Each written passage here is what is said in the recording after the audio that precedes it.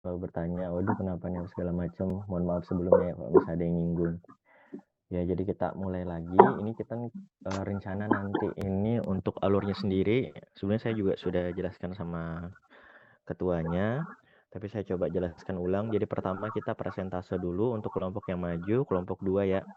Mohon disiapkan PowerPoint-nya. Kemudian selanjutnya nanti ada 2 materi yang saya sampaikan, karena kemarin kan banyak banget tuh libur, dan kemarin juga saya nggak bisa masuk sama sekali karena ada ujian juga, saya sementara ujian juga, jadi nggak bisa masuk di hari Sabtu yang kemarin. Jadi kita coba direkap di 2 pertemuan ini, tapi semoga tetap maksimal juga ya. Mungkin silahkan adik-adik yang presentase terlebih dahulu, bisa disiapkan, bisa langsung di-share screen aja.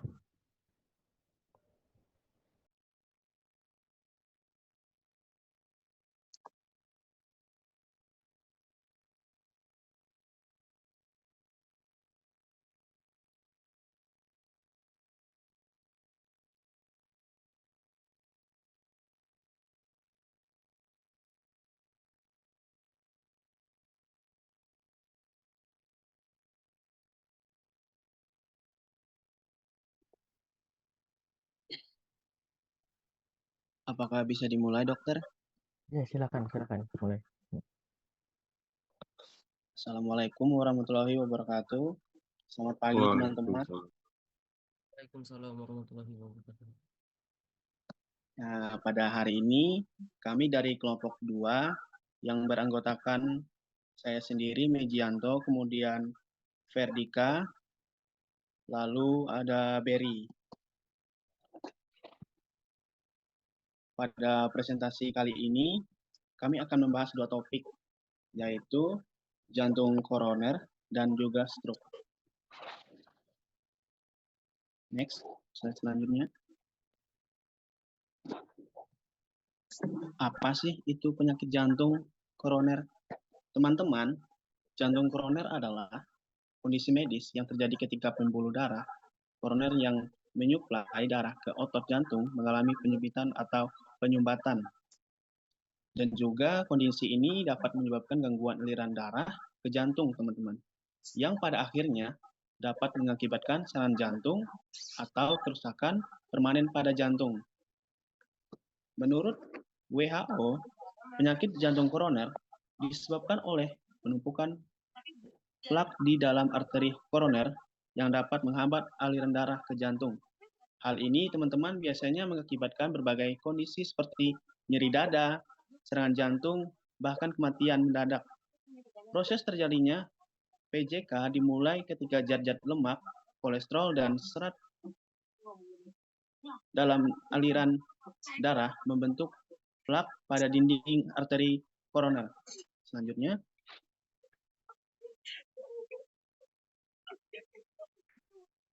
teman-teman tahu tidak, ada beberapa risiko pada penyakit jantung koroner. Yang pertama, yang ini sering kita lihat di sekitar lingkungan kita, seperti merokok. Rokok ini, teman-teman, memiliki kandungan nikotin dan karbon monoksida yang terdapat di dalam rokok bisa meningkatkan risiko terjadinya pengumpalan darah. Kemudian yang kedua, yaitu diabetes, teman-teman. Kadar gula darah tinggi atau bisa juga disebut hiperglikemia dalam jangka panjang dapat menyebabkan dinding pembuluh darah menebal dan mengeras sehingga, teman-teman, aliran darah ke jantung itu terlambat. Kemudian yang ketiga itu hipertensi atau tekanan darah tinggi. Teman-teman, hipertensi yang tidak dapat diobati dapat menyebabkan pembuluh darah koroner menebal dan menyempit. Kemudian yang keempat, teman-teman, berat badan berlebih. Ya, biasanya juga untuk kita yang tidak sesuai dengan tinggi badan, bisa kemudian untuk orang-orang yang gendut lah, bahasa yang lebih simpelnya. Kemudian kelebihan berat badan ini juga disebabkan oleh penumpukan lemak. Hal ini bisa meningkatkan risiko seseorang terkena penyakit jantung koroner, teman-teman.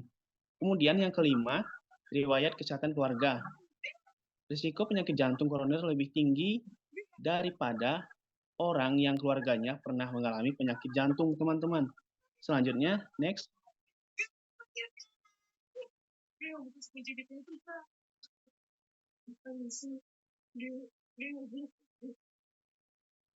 Kemudian ada tanda dan gejala pada penyakit jantung koroner, teman-teman.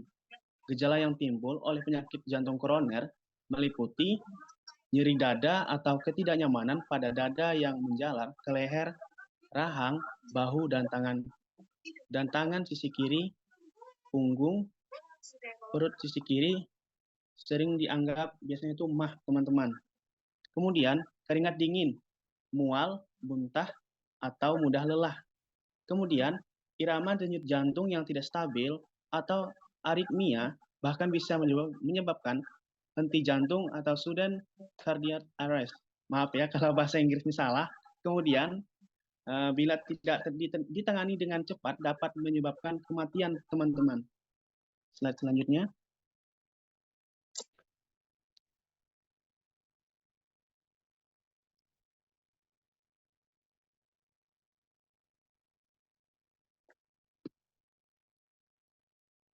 Kemudian ada juga pengobatan dan pencegahan penyakit jantung koroner, teman-teman.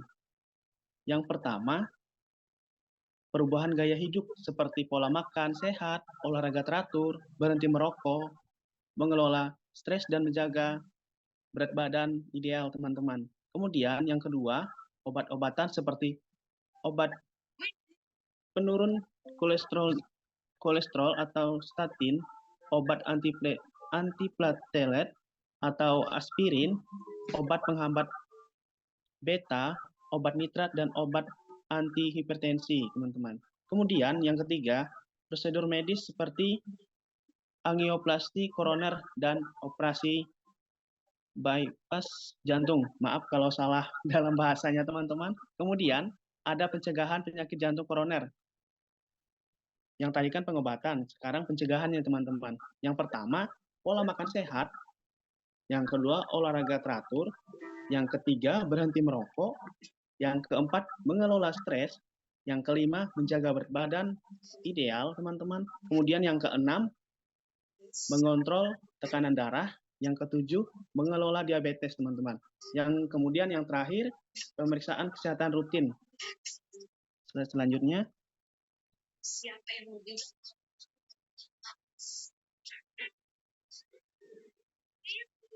Nah, kemudian kita akan membahas materi yang kedua, yaitu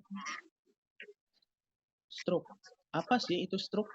Stroke merupakan kondisi medis darurat yang terjadi akibat gangguan aliran darah ke otak, teman-teman, yang berpotensi menyebabkan kerusakan permanen pada jaringan otak tersebut. Istilah stroke mencakup berbagai tipe gangguan neurologis yang dipicu oleh gangguan pada pembuluh darah di otak, teman-teman. Secara umum, stroke dikategorikan menjadi dua jenis utama. Yang pertama, stroke iskemik, dan yang kedua, stroke hemoragik. Next.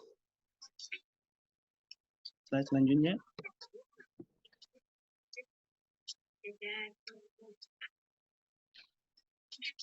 Kemudian, ada faktor risiko penyakit stroke, teman-teman. Ada beberapa faktor yang dapat meningkatkan kemungkinan seseorang terkena stroke, yang dapat dikelompokkan menjadi dua kategori.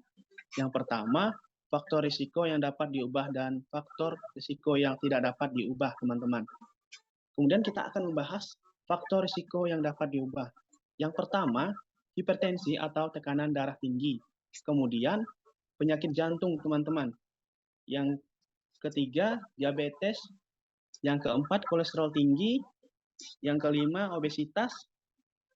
Yang keenam, gaya hidup tidak sehat. Dan 7, penyalahgunaan alkohol dan obat-obatan terlarang, teman-teman. Kemudian, ada faktor risiko yang tidak dapat diubah. Yang pertama, itu usia. Yang kedua, jenis kelamin. Yang ketiga, riwayat keluarga. Slide selanjutnya.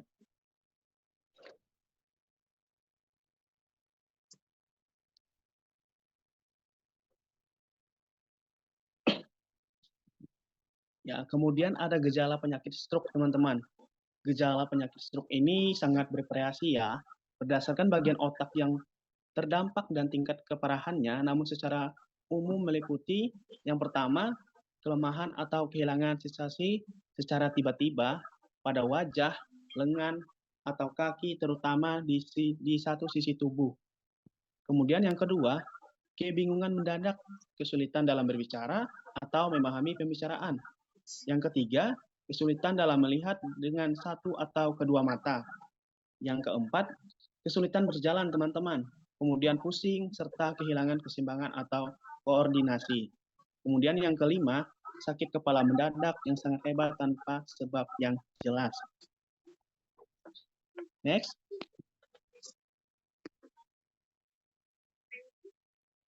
Kemudian hubungan antara penyakit jantung koroner dan penyakit stroke. PJK atau penyakit jantung koroner dan stroke berbagi faktor risiko yang sama, teman-teman. Yang berarti bahwa seseorang dengan PJK memiliki risiko lebih tinggi terkena stroke, dan sebaliknya, teman-teman. Penyakit jantung dapat menjadi penyebab terjadinya stroke. Hal ini karena rusaknya pembuluh darah, teman-teman. Hal ini bisa mengganggu aliran darah ke jantung dan otak. Kemudian pengelolaan faktor risiko secara terpadu sangat penting untuk mencegah kedua penyakit ini. Slide selanjutnya.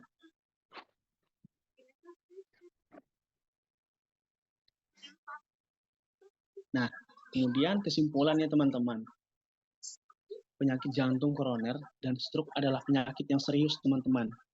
Tetapi, risiko yang dapat dikurangi dengan mengadopsi gaya hidup sehat dan mengelola faktor risiko. Kesadaran akan gejala dan tindakan cepat sangat penting, teman-teman, untuk meningkatkan peluang pemulihan. Presentasi ini mungkin akan usai seperti cinta, teman-teman, yang pernah singgah lalu pergi. Tapi seperti cinta yang tulus, semoga pesan-pesan hari ini tetap tinggal di hati. Terima kasih. Kami dari kelompok 3 yang mungkin ingin memberikan kesempatan bagi teman-teman, mungkin 3 pertanyaan. Boleh dari kelompok mana saja, 3 pertanyaan, teman-teman. Demikian presentasi yang saya sampaikan. Assalamualaikum warahmatullahi wabarakatuh. Terima kasih. Waalaikumsalam. Ya, beri aplaus dulu buat temannya ya. Ya, silahkan kelompok yang bertanya, 3 kelompok selain dari kelompok yang maju. Mungkin bisa ditanyakan ke temannya, kalau memang nanti saya coba bantu review ya. Silahkan. Izin Meji saya Menita dari kelompok 2 ingin bertanya, apa saja metode pengobatan yang umum digunakan untuk penderita jantung koroner? Terima kasih. Bisa ulang?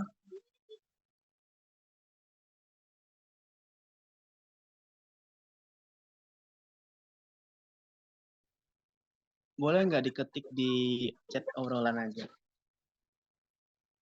Oke. Tadi Dek, metode pengobatan tadi ditanya sama Menita. Oh iya. Izin Meji, saya dari kelompok 2 ingin bertanya juga. Kelompok 1. Ya. Pada pemeriksaan laboratorium, parameter apa saja yang dapat digunakan untuk menilai risiko penyakit jantung koroner?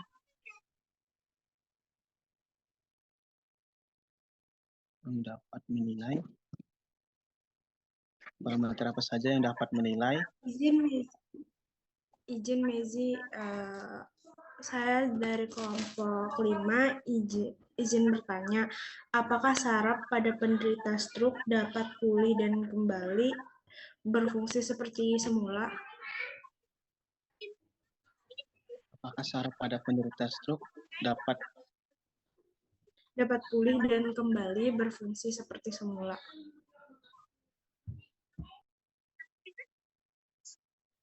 Sebentar ya, lagi saya catat. Izin bertanya, Meji. Berapa pertanyaan? Aisyah, izin bertanya. Boleh berapa? 3. 3 aja dulu ya. Ya udah, aku nanti. Ya. Soal ini lagi dibantai, dokter. Iya, soalnya Teman saya satu orang nggak hadir, dokter. Siap-siap, nanti dicatat aja namanya ya. Yang pertanyaan yang kedua tadi apa? Parameter apa saja yang dapat menilai? Izin menjawab.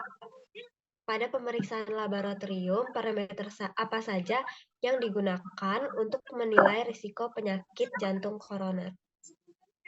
Oh, menilai risiko. Oke.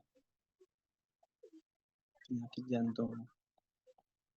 Kemudian pertanyaan nomor 1 tadi apa? Apa saja? Apa saja metode pengobatan yang umum digunakan untuk penderita jantung koroner? Apa saja metode pengobatan pada jantung koroner?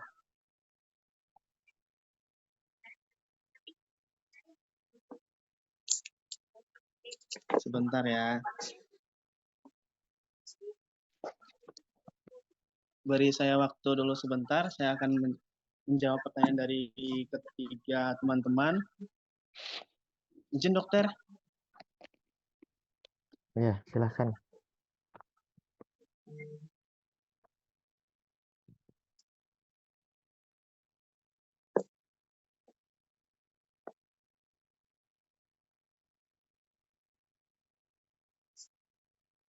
Ya, sebelumnya saya coba bantu review dulu ya adik-adik ya, melengkapi dari slide-nya, sambil dicari juga terkait dengan jawabannya sama Meji.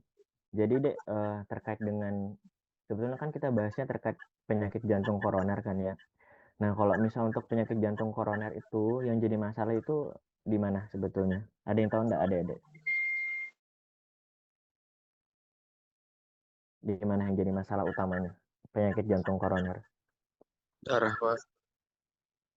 Lebih spesifik lagi. Darah Selain ke darah, jantung, Pak. Otot jantung. lebih spesifik lagi. Penyempitan pembuluh darah? Di mana? Arteri, dok. Betul, arteri apa? Koroner. Iya, Arteri betul. Jadi koroner. masalahnya di arteri koroner.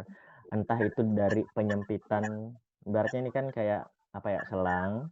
Terus kalau koroner itu dia kaku deh, kaku jadi tidak terlalu plastis. Satu itu ya. Atau yang kedua, permasalahannya adalah adanya sumbatan.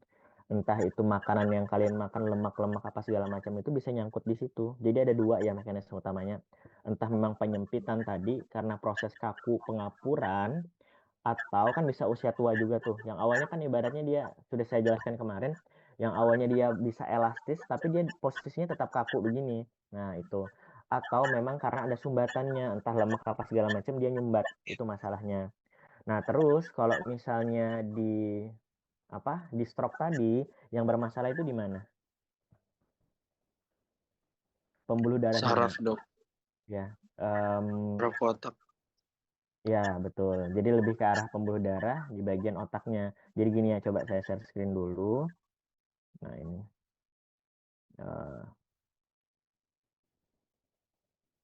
Ini ya. Nah, kurang lebih seperti ini adik-adik. Kalau misalnya dia yang arteri koroner, dia ada masalah di sini nih. Jadi terbentuk plak aterosklerosis atau lemak di sini. Nah, jadi otomatis ini yang bikin sakit jantung tadi.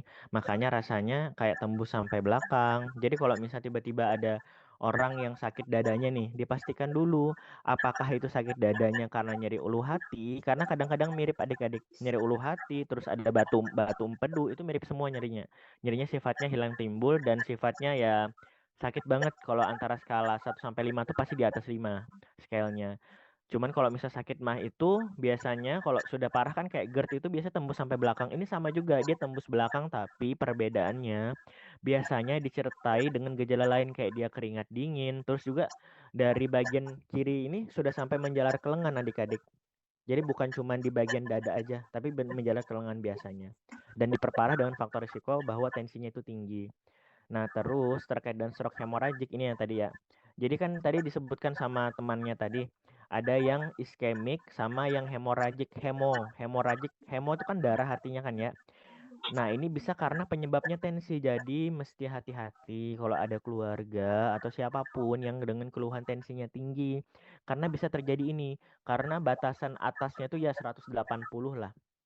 kalau dia sudah masuk 180 ke atas, itu namanya hipertensi yang krisis namanya. Hipertensi krisis itu kalau misalnya dia tinggi, kayak ibaratnya kayak gini, adik-adik. Kita ada pembuluh darah misalnya di otak kan. Terus tiba-tiba pembuluh darahnya itu kaku. Nah, atau juga semisal pembuluh darahnya itu ndak elastis lagi. Jadi otomatis karena tekanannya tinggi, itu kan tekanan tinggi itu kan, ingat kemarin itu kalau misalnya dia tekanan itu kan berbanding lurus sama gaya yang diberikan kan ke segala arah. Nah, jadi kalau misalnya masuk itu darah terus, jadi dia bisa pecah. Bahkan pembuluh darahnya yang awalnya elastis bisa pecah karena kaku tadi. Nah, terus kalau misalnya yang iskemik, ini non hemoragik dia. Berarti bukan karena perdarahan, tetapi karena adanya sumbatan. Nih sumbatannya tadi. Jadi dia ibaratnya kalau ditanya, yang mana nih dok antara yang stroke yang ada dua macam nih. Ada stroke karena perdarahan kah? Karena tensinya tadi, atau karena stroke karena penyumbatan? Jawabannya adalah yang paling parah sebetulnya karena perdarahan tadi. Nah, tapi kalau misalnya teman-teman lihat kasusnya ada yang keluar, maksudnya ada tetangga atau siapapun yang terkena stroke ini, itu biasanya itu lebih parah lama penyembuhannya itu kalau yang penyumbatan adik-adik. Tapi yang bikin meninggal atau angka mortalitasnya yang tinggi itu adalah karena perdarahan. Kalau penyumbatan itu biasanya lama adik-adik.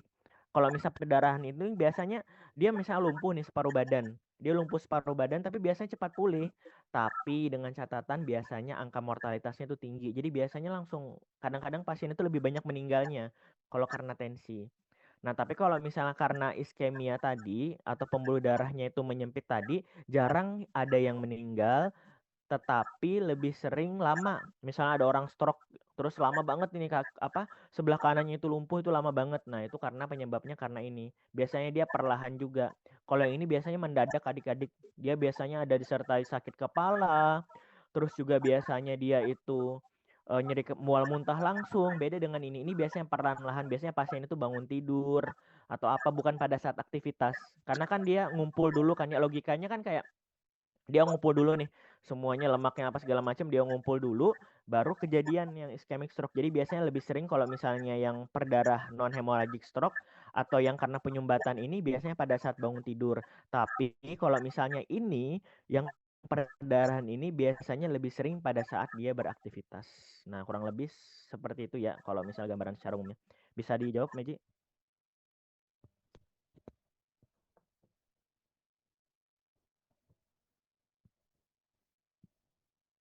Sebentar dokter, sisa satu jawaban dokter. Oh ya, siap.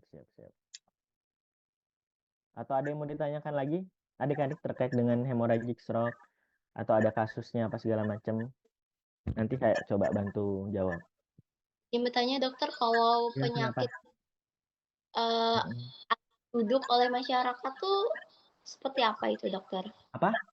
Angin duduk. Oh, angin duduk. Nah, Ya. jadi kalau misalnya penyakit angin duduk itu sebetulnya kalau dalam bahasa medisnya itu banyak deh sebetulnya kita bisa bedakan. Cuman kadang-kadang orang bilang itu ada yang pertama nih, bisa jadi kemungkinan itu ada masalah jantung juga. Jadi kita nggak bisa nggak bisa ibaratnya mengeksklud, oh bukan dari penyakit jantung, belum tentu, tergantung dari lokasinya. Terus kalau misalnya dari penyakit jantung itu sendiri, biasanya dia hilang timbul dan tiba-tiba kayak mendadak. Cuman perlu dilihat lagi. Nah, apakah semisal dia ada penyakit lain penyerta kayak penyakit batuk atau penyakit lain. Jadi kalau misalnya dibilang angin duduk itu secara istilah kedokteran itu bahkan bisa kayak bisa dibilang ya angina pectoris kalau bahasa kedokterannya itu, nyeri dada yang secara tiba-tiba gitu. Tapi untuk penyebabnya itu masih tidak terlalu jelas, tergantung dari lokasinya lagi di mana. Ya, kadang-kadang kan biasa ada di sini muncul, ada di sini apa segala macam di bagian bawah. Kalau maaf ya, saya coba geser kameranya. Nah, misalnya di bagian bawah sini kan bisa jadi nih. Kita kan ada teman-teman pernah dengar penyakit tuberkulosis enggak? Atau TB? Pernah dokter. Nah, bisa jadi juga gitu. TB itu kan kalau misalnya dia bernapas, otomatis kan dia paru-parunya ngelebar tuh. Sedangkan di bagian paru-paru ini di sini ada namanya selaput. Selaputnya itu terisi cairan. Nah, kalau misalnya dia melebar itu yang bikin sakit. Tapi jadi banyak betul penyebabnya ya. Jadi enggak cuma satu penyakit tok aja. Cuman paling sering biasanya karena nyeri dada sifatnya yang jantung tadi. Cuman ya banyak, ada sifatnya jantung, sifatnya enggak jantung, apa segala macam. Jadi kalau misalnya ditanya angin duduk apa, banyak deh, sama kayak misalnya nih masuk angin apa segala macam. Kita secara medis kita juga bingung kan menjelaskannya seperti apa, ya kan? Bilang masuk angin ya kalau misalnya kita secara medis mungkin menjelaskannya sebagai dispepsia gitu, sebagai nyeri ulu hati, tapi ada juga yang bilang lemah badan dan lain sebagainya. Oke, jelas mungkin ada Dek ya, Miss? Makasih. Oke, siap. Ayo Dek, Mejianto. Tinggal biar kita lanjut.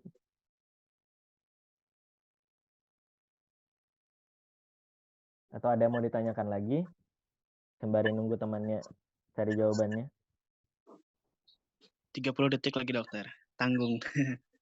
Wah, luar biasa ini. Semoga jawabannya ya luar biasa juga karena lumayan lama mencari jawabannya.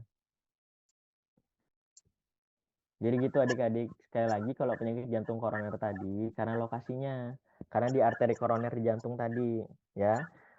Otomatis kan kalau misalnya dibilang kayak itu kan sumber daya utamanya untuk di jantung. Kita kalau pasti masuk nih energi ke jantung kan itu sumber utamanya.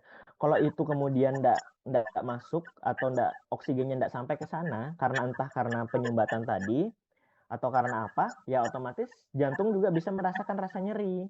Karena kan itu mekanisme respon, oh dibilang nih, jantungnya bilang gini, aduh kok ini darahnya ndak ngirim maksimal ya, apakah ada sumbatan apa segala macam, ya udah aku bikin sakit aja. Nah logikanya kayak gitu ya, jadi kan dia ibaratnya ndak terlalu banyak masuk oksigen, sama logikanya kayak misalnya adik-adik itu contohnya kayak sakit kepala apa segala macam, itu ada masalah karena apa, bisa juga karena dari oksigennya yang ndak maksimal masuk, jadi otomatis metabolisme dari syaraf ataupun metabolisme daripada jaringannya juga kurang kayak gitu. Oke.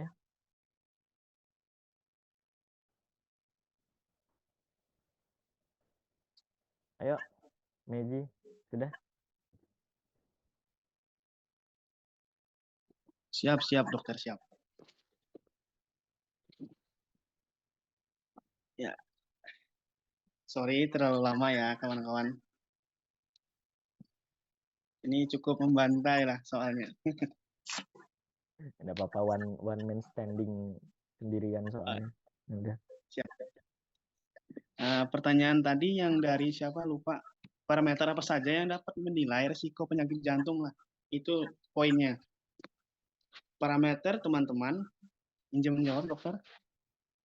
Parameter yang dapat menilai risiko penyakit jantung koroner memiliki faktor-faktor risiko yang dapat dimodifikasi dan tidak dapat dimodifikasi. Kemudian serta pemeriksaan medis seperti tes darah dan pemeriksaan medis seperti tes darah dan penyakit jantung, pemeriksaan medis seperti tes kolesterol dan elektrokardiogram, atau biasa juga saya dulu pernah cek itu namanya EKG dokter. Gitu. Itu untuk pertanyaan yang dari siapa tadi kalau tidak salah. Sorry, soalnya saya lupa nulis namanya. Kemudian pertanyaan yang kedua, apakah saraf pada penderita penyakit stroke dapat pulih seperti semula? Itu ya kira-kira poinnya. Poin pertanyaannya. Kemudian izin menjawab dokter. Kemungkinan dapat pulih, tapi tidak selalu seperti semula. Pemulihan saraf itu tergantung dari stroke jenisnya, kemudian lokasi kerusakan otaknya, dan respon individu terhadap terapi. Itu jawabannya. Berarti masih apalah bahasanya tuh lebih ke 50-50 lah, 50-50. Ya, itu tergantung yang dari jenisnya tadi dokter. Kemudian yang ketiga, ini lupa juga tadi namanya siapalah yang nanya. Yang pastinya pertanyaannya gini, apa saja metode pengobatan pada jantung koroner? Izin menjawab dokter. Pengobatan jantung koroner itu dapat dilakukan berupa metode termasuk gaya hidup tadi dokter. Contohnya pemberian obat-obatan, kemudian tindakan medis seperti pemasangan ring jantung atau apa tadi? Stent. Kemudian dan operasi bypass jantung. Itu jawabannya dokter. Mungkin ada senggahan dari teman.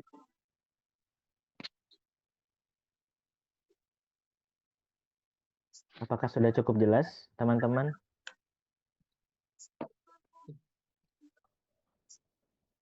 Atau ada yang mau ditanyakan lagi?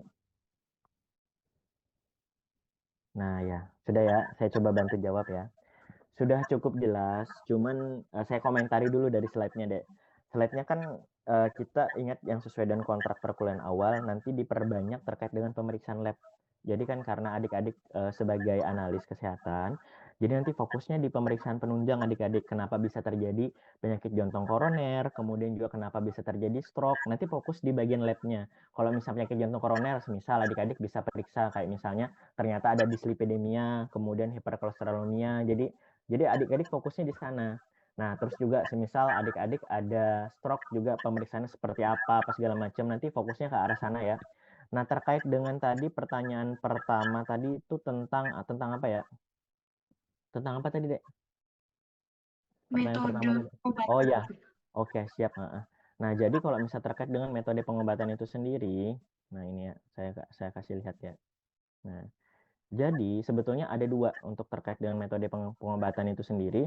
Yang pertama itu bisa dengan obat-obatan. Nah, cuman ya terkait dengan obat-obatannya itu bisa untuk memperingan daripada nyerinya atau kemudian mengatasi untuk membantu mengencerkan daripada darahnya tadi. Karena kan kalau penyakit jantung koroner itu biasanya itu ada penyumbatan, misalnya dari darah dan lain sebagainya, ada blood clotting itu yang dibuat untuk mengenceran.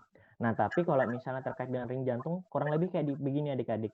Dipasangin ring, jadi dikasih masuk, ini kan, dikasih masuk, terus nanti diperlebar. Jadi yang awalnya pembuluh darahnya itu sempit karena di sini kan ada pengapuran atau rigid atau kaku, kemudian dilebarkan, kemudian dipasang ini namanya nih, dipasangkan ring begitu. Banyak adik-adik ini kondisinya, mungkin ada keluarga juga, saya juga ada keluarga yang sudah dipasangkan sekitar 3-4 ring. Pemasangannya itu lumayan mahal adik-adik, BPJS pun mengcover juga enggak seberapa sebetulnya, sekitar 20-40 juta. Bahkan ada yang sampai ratusan juta kalau misalnya nggak di-cover daripada BPJS. Jadi ya mulai dari sekarang coba adik-adik perbaiki lagi pola hidupnya, karena dari adik-adik muda itu yang perlu diperbaiki itu yang sekarang. Tapi kalau misalnya adik-adik sudah usianya kayak saya ini kan sudah lumayan juga, usianya sudah 28 tahun. Jadi ya ibaratnya dari metabolisme tubuh saya juga itu bisa kemudian turun juga, dan enggak kayak adik-adik waktu muda masih SMA, terus juga baru lulus kuliah dan lain sebagainya, baru lulus SMA dan lain sebagainya. Itu kita masih bagus metabolisme tubuhnya. Contohnya nih kayak lemak, oh ada lemak apa segala macam, kita hancurkan lemaknya, bisa. Tapi kalau misalnya sudah usianya sudah tua, aduh ya udah ini ada lemak, bagaimana caranya? Tubuh juga nggak bisa merespon baik, metabolisme tubuh kita juga sudah turun, ya otomatis nggak bisa terlalu kayak waktu muda tadi. Nah, kemudian tadi kan pemeriksaan EKG, tadi kan ada dibahas tadi. Nah, EKG ini, jadi adik-adik sebetulnya kita interpretasi EKG itu ya bukan, mohon maaf ya, nice to know aja. Maksudnya tuh ya sekedar adik-adik tahu aja, nggak usah sampai ke dalam, nggak perlu hanu juga nggak apa-apa. Yang terkait dengan pemeriksaan EKG. Jadi kalau misalnya dia itu ada infark miokard atau penyakit jantung koroner tadi itu biasanya ini meningkat. Jadi di gambaran EKG-nya itu yang biasanya dia gini, tapi di sini ada peningkatan, kurang lebih begitu. Dan ini tentang balloning. Ini ada pemasangan yang kayak ring tadi. Jadi dia bisa pasangkan ring, tapi ada juga yang balloning kayak begini. Jadi dia ini kalau balloning itu enggak permanen, dia cuma kasih masuk aja, terus dia kasih lebar. Nah, itu ibaratnya ya masih dapat, ibaratnya pembuluh darah kita itu masih dapat berkontraksi, bervasolidasi dengan baik. Jadi dipasangkan balon karena sifatnya itu enggak permanen. Tapi kalau misalnya dipasangkan stent tadi, ini bisa permanen deh. Jadi dipasangkan ke dalam jantungnya langsung gitu. Ngeri ya ibaratnya. Jadi ya semoga, apalagi kalau adik-adik sudah ada riwayat terkait dengan tensi dan lain sebagainya, jadi memang harus betul-betul dilihat lagi. Terus pertanyaan yang lainnya apa lagi tadi, Dek? Maaf.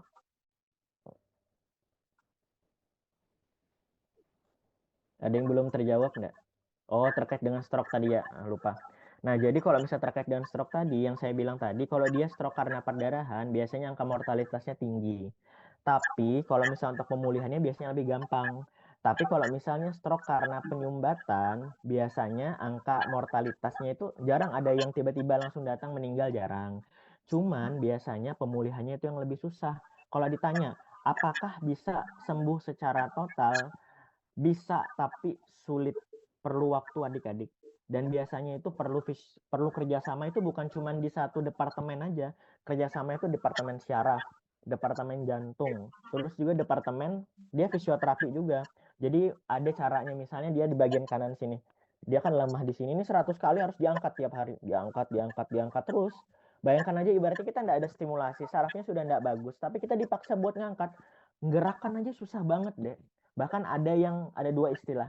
Ada yang lumpuh, ada yang lemah, ada yang plegi, ada yang parese. Yang masalah ini kalau lumpuh total, nggak bisa digerakkan sama sekali, itu bakal susah. Karena dia sudah ke arah syarafnya tadi, gitu. Nah terus apalagi? Pertanyaan terakhir itu parameter lab jantung ya jelas. Yang kemarin kan saya sudah kasih materi yang kayak CKMB, terus juga troponin, mioglobin, terus juga kayak total kolesterol dan lain sebagainya.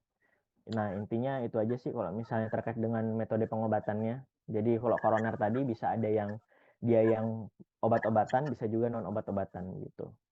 Oke, ada yang mau ditanyakan lagi? Izin dokter, mau tanya dokter. Ya, kenapa? Dulu kan waktu itu tuh saya sama teman-teman saya tuh tes EKG. Itu kecil itu kayak nggak dokter, soalnya dia nih gugup gitu nah. Ya. Sebetulnya itu kalau gugup, itu. Betul. Ya. Sebetulnya kalau misalnya gugup itu kurang apa ya? Kalau gugup itu masih tetap dapat terdeteksi ya adik-adik ya. Jadi kalau dari EKG itu biasanya lebih rapat adik-adik. Antara satu yang gininya ke atasnya sama yang gininya lagi itu lebih rapat. Jadi dia kelihatan, oh ternyata denyut jantungnya itu cepat. Tapi kalau misalnya terdeteksi apa segala macam, itu ibaratnya ya tergantung yang pertama, cara pemasangannya harus pas, LED-LED-nya harus pas. Terus juga yang kedua, dari ibaratnya kita nggak bisa, apakah mungkin gelnya juga kurang juga bisa. Terus juga yang ketiga, bisa jadi orang tersebut itu ya pakai jam tangan, apa segala macam. Jadi memang harus betul-betul dilepas semua. Terutama yang sifatnya logam gitu, dan bisa jadi salah pasang, dia harusnya masangnya di tangan terus pasangnya di kaki dan lain sebagainya, jadi nggak bisa kebaca ya gitu. Oke, kalau dibilang gugup bisa, gugup nggak jadi masalah deh, pasti bisa kebaca aja. Nggak mungkin kita misalnya pasien datang terus kita minta nggak gugup, nggak pernah kan deh, jangan gugup nggak ada. Gimana orang nggak gugup, yang periksa aja ibaratnya ya sudah datang dengan tim-timnya semua, ini mau diapain, ini mau diperiksa EKG, dia pasti gugup lah. Apalagi kan ada yang namanya itu sindrom white clothing deh. Jadi kayak dia lihat yang pakai baju-baju putih itu gugup gitu. Kayak misalnya orang ngelihat di tengah jalan itu ngelihat ibaratnya polisi lagi ada tiba-tiba dia gugup juga. Nah, kurang lebih kayak gitu juga, dan nggak mungkin kita atasi yang gugupnya. Oke? Ada yang mau ditanyakan lagi sebelum kita masuk di materi? Siap, tidak ada dokter. Oke, siap deh ya. Semoga ngerti ya semuanya ya. Intinya feel free to ask aja. Jangan kalau misalnya bertanya, kalian bebas aja bertanya apapun gitu. Karena kita sharing informasi juga, sharing ilmu juga. Siapa tahu ada yang saya yang juga masih kurang juga ilmunya, bisa nanti teman-teman bantu. Apalagi kalau terkait dengan analis kan ibaratnya. Cek-cek lab dan lain sebagainya. Oke, kita coba langsung ya ke materi. Nah, sebelum kita masuk ke materi, kita masuk ini dulu ya.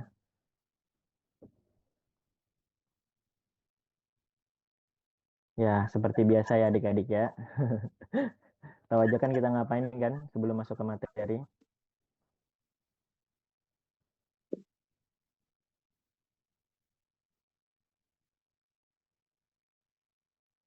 Nah ya, jadi sebelum kita masuk ke materi, kita berdoa dulu. Semoga nanti ilmunya betul-betul bisa dipakai. Dan juga adik-adik, saya nggak tahu nih adik-adik yang off cam ini bagaimana kondisinya. Cuman ya berharapnya semoga betul-betul menyimak. Karena ilmu ini bukan adik-adik pakai, bukan cuman menjawab ujian aja. Tapi nanti adik-adik bantu ibaratnya. Semisal nih, kondisi adik-adik sebagai analis kesehatan, ibaratnya ya nggak bisa semua itu ya ditangani adik-adik semua. Kita sebagai semisal kayak dokter spesialis patologi klinik kadang-kadang cuma konfirmasi aja. Tapi adik-adik juga yang menentukan. Kalau misalnya tiba-tiba ada salah pemeriksaan dan lain sebagainya, yang tanggung jawab siapa? Memang dokternya kalau secara tanda tangannya. Tapi kalau secara hatinya, secara tanggung jawabnya, itu adik-adik semua. Aduh, kenapa ya saya nggak terlalu banyak belajar kemarin gini-gini. Nanti kesusahan adik-adik kalau misalnya adik-adik sudah masuk ke semisal sudah kerja di rumah sakit atau kerja di klinik dan lain sebagainya, ya. Nah, kemudian ini terkait dengan komponen darah, kita berdoa dulu semoga dilancarkan, berdoa disilahkan.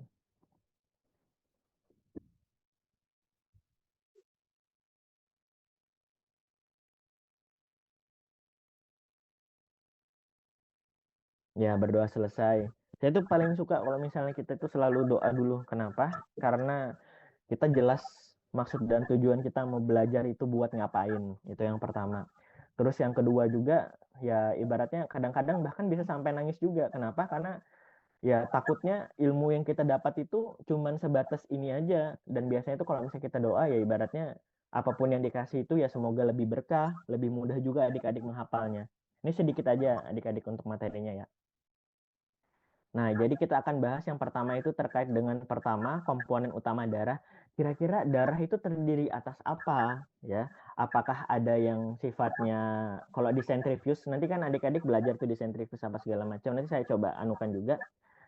Dan kemudian fungsi darah itu seperti apa dari masing-masing. Kemarin kan kita sudah bahas, cuman tidak mendetail ya.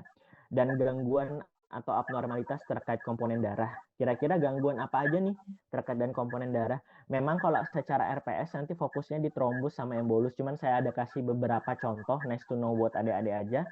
Dan gangguan, jadi memang sudah sesuai dengan sasaran pembelajaran adik-adik atau RPS yang dikasihkan sama Bu Rini gitu. Nah, selanjutnya adik-adik sudah tahu enggak sentrifuge itu apa? Alat sentrifuge. Tahu. Sudah ada yang pernah dengar? Oh, sudah pernah digunakan juga? Belum. Oh, iya, siap. Oh, oke. Enggak sama sampelnya. Oke, siap. Nanti adik-adik kita belajar ya terkait dengan sentrifuge sedikit aja. Karena sebetulnya ini ranahnya adik-adik semua yang lebih paham dan lebih mengerti sebetulnya harusnya adik-adik semua ya. Cuman saya coba bantu untuk merecall lagi dari mana. Nah, silakan dulu adik-adik masuk dulu di quizzes. Ada sekitar 10 soal. Karena saya gabung untuk pretest ini, kita nggak ngambil nilai ya adik-adik ya. Cuman tolong dijawab dengan sebenar-benarnya. Karena ini juga menjadi apa ya? Jadi evaluasi juga buat adik-adik semua. Kira-kira seberapa dalam pemahaman adik-adik terkait dengan komponen darah dan juga terkait dengan shock ataupun renjatan. Ya, silahkan. 870795 ya. Tunggu ya, saya tuliskan. 870795. Ya, 870795. Ada yang sudah masuk?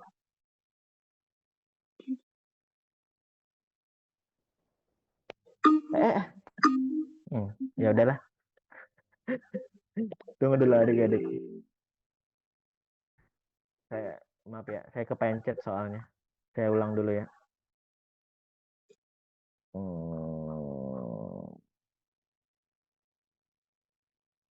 Mohon maaf ya sekali lagi ya, soalnya kepencet tadi. Ini kodenya yang baru ya adik-adik ya, 310390. Mohon maaf sebelumnya ya. 310390. Ini ya.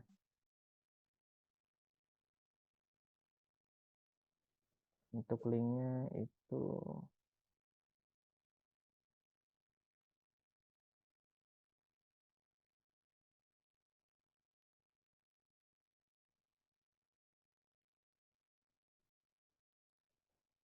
kita cuma anu aja adik-adik, jadi ya nggak apa-apa, kita main-main aja, namanya pretest kan, biar cuma ngukur kemampuan adik-adik aja. Kira-kira udah paham sampai mana? Sorry ya tadi kepencet soalnya.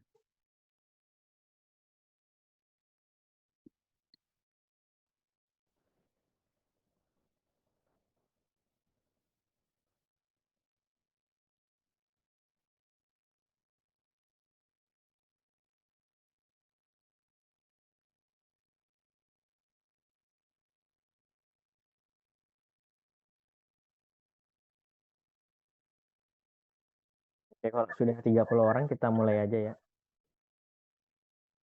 Izin dok. Ya, kenapa? Bukan link. Kode tadi apa tuh? 310 390. Baik, terima kasih dok. Ya. Kalau ada yang tertekan sama kuliahnya, bilang ya. Kita santai pokoknya, nggak usah terlalu tegang apa segala macam. Karena usia kita juga nggak terlalu jauh-jauh amat, kayaknya sih.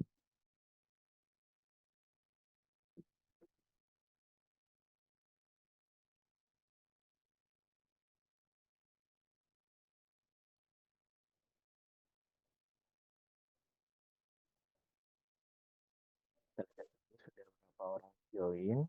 Oh, sudah 33. Sekitar 1 menit lagi ya, kita tunggu ya.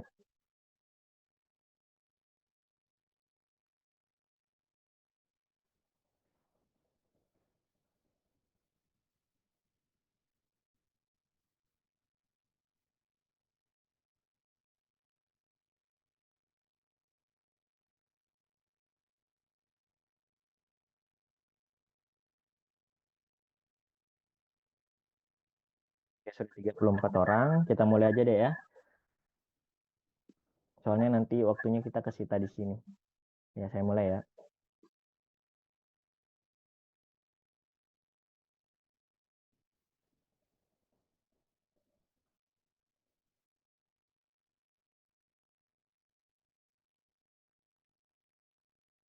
Silahkan dijawab, waktunya adik-adik 5 menit aja ya, saya kasih waktu.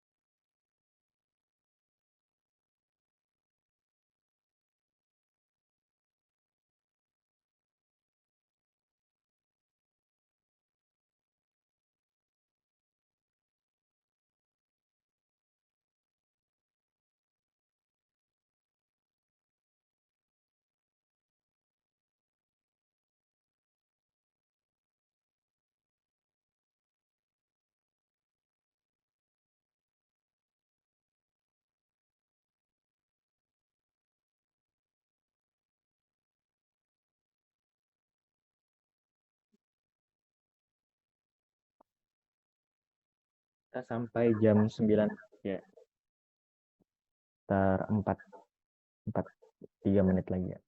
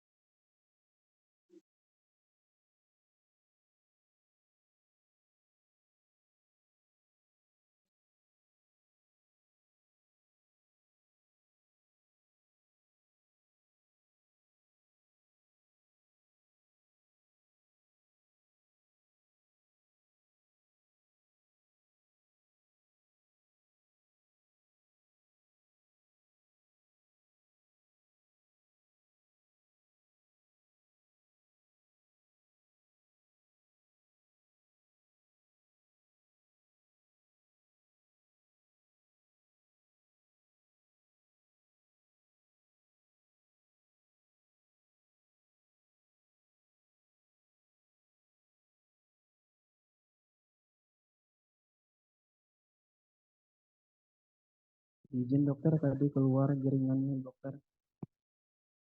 Iya, oke, oke.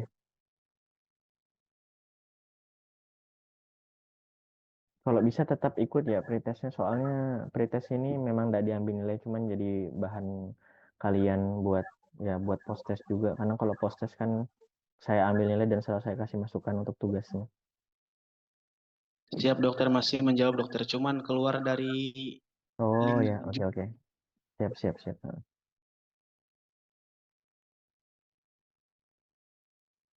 Ya, 2 menit lagi ya adik-adik ya. Wis, luar biasa memang adik-adik ini. 73% benarnya. Sudah lumayan ya berarti pengetahuan dasarnya. Setelah materi harus 100% semua nih.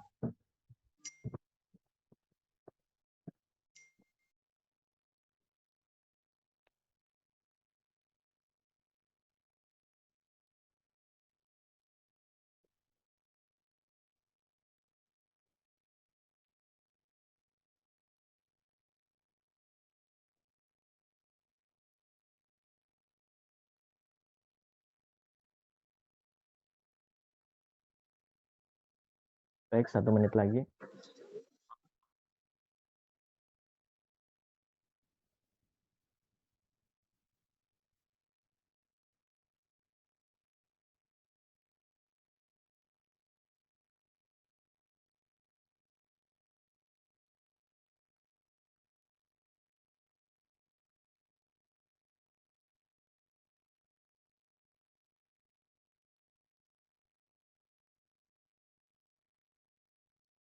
Ya, 1 menit lagi ya.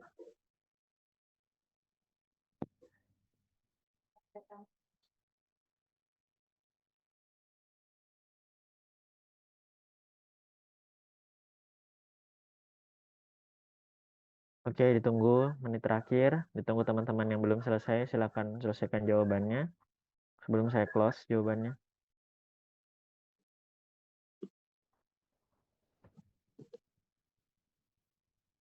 Oke, saya close ya.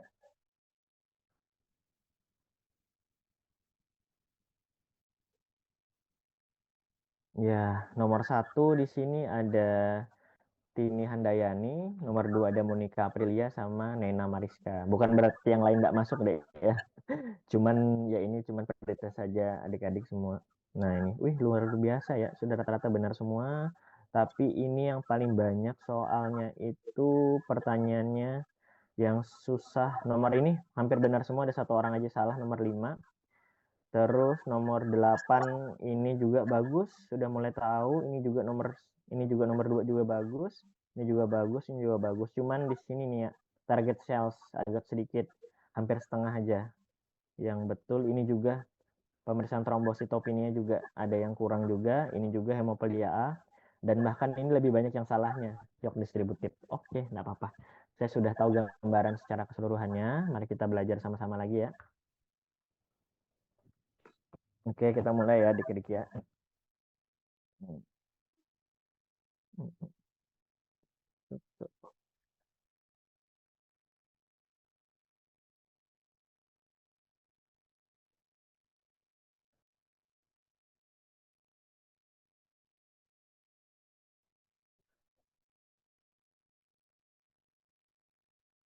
Sudah kelihatan enggak di layar kalian? Sudah terlihat jelas? Full aja di layar kalian? Terlihat jelas, Pak. Oke, siap. Kita lanjut ya. Nah, ini adik-adik. Jadi, apa yang adik-adik lakukan itu adalah menggunakan alat sentrifugator tadi itu adalah untuk memisahkan komponen berdasarkan massa jenisnya. Nih ya. Nih. Secara logika, itu kayak adik-adik misahin kayak minyak, air, sama pasir, apa segala macem. Kalau minyak kan massa jenisnya biasanya dia selalu di sebelah atas kan ibaratnya, daripada air dan lain sebagainya. Jadi tidak bakal nyatu. Kurang lebih kayak gini juga. Ini proses konsentrifugasi tadi. Nah, jadi yang pertama itu pembagiannya sendiri ada plasma darah. Nah, plasma darah ini lebih ke arah pengangkut sebetulnya adik-adik ya. Dan ini yang warna kuning nih, kuning muda. Nah, ini adalah kuning muda. Jadi dia ini biasanya lebih ke arah pengangkut kalau misal plasma darah. 90%-nya air, 10%-nya itu ada protein plasma, zat makanan, sisa metabolisme, sama hormon. Jadi ini yang bagian atas, ingat baik-baik adik-adik. Jadi yang bagian atas ini adalah plasma.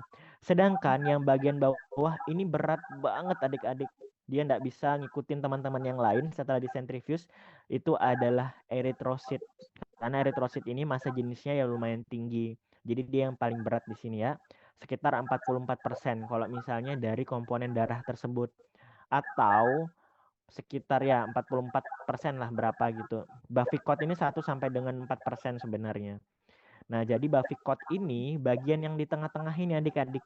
Adik-adik lihat ya, di bagian tengah-tengah ini, di sini itu ada yang namanya leukosit, sel darah putih entah dari basofil, neutrofil, eosinofil dan lain sebagainya, dan juga ada trombosit atau keping darah. Sekali lagi saya ulang dan hafalkan baik-baik adik-adik. Yang warna kuning ini adalah plasma darah, ya.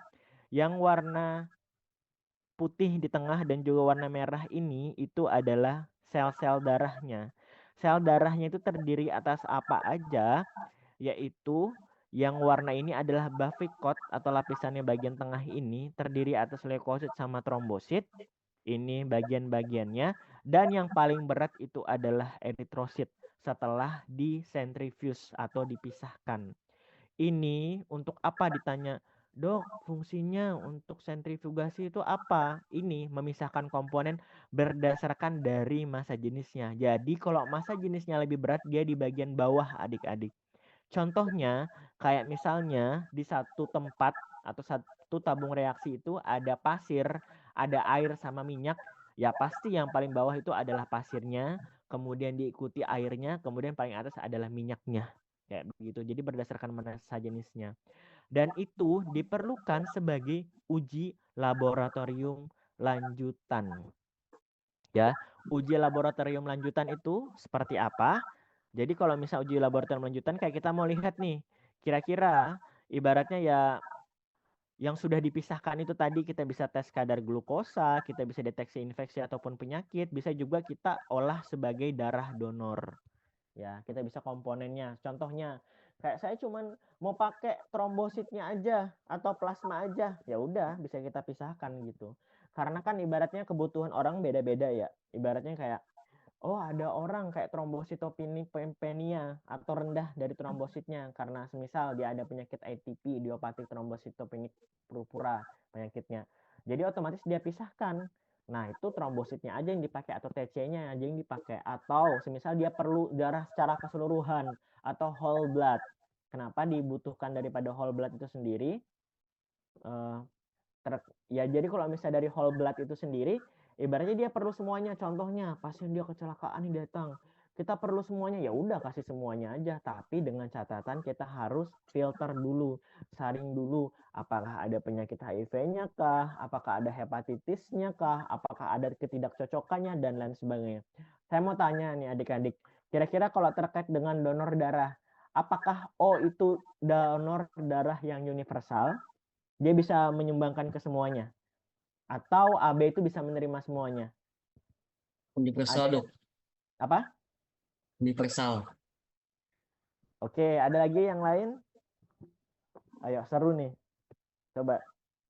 Apakah O itu bisa memberikan darah ke semuanya? Sedangkan AB itu bisa menerima darah ke semuanya? Berarti dok, aduh kok curang banget ya ibaratnya. O kayak terzolimi karena dia kasih darahnya ke semua bisa, tapi kalau nerimanya cuma O aja. Dan AB bisa nerima darah semuanya, enak banget gitu. Coba ditanya. Coba ada enggak adik-adik semua? Ada yang anak PMR atau KSR terkait dengan donor darah. Jadi sampai sekarang berarti O masih bisa berikan ke semuanya? Saya tanya.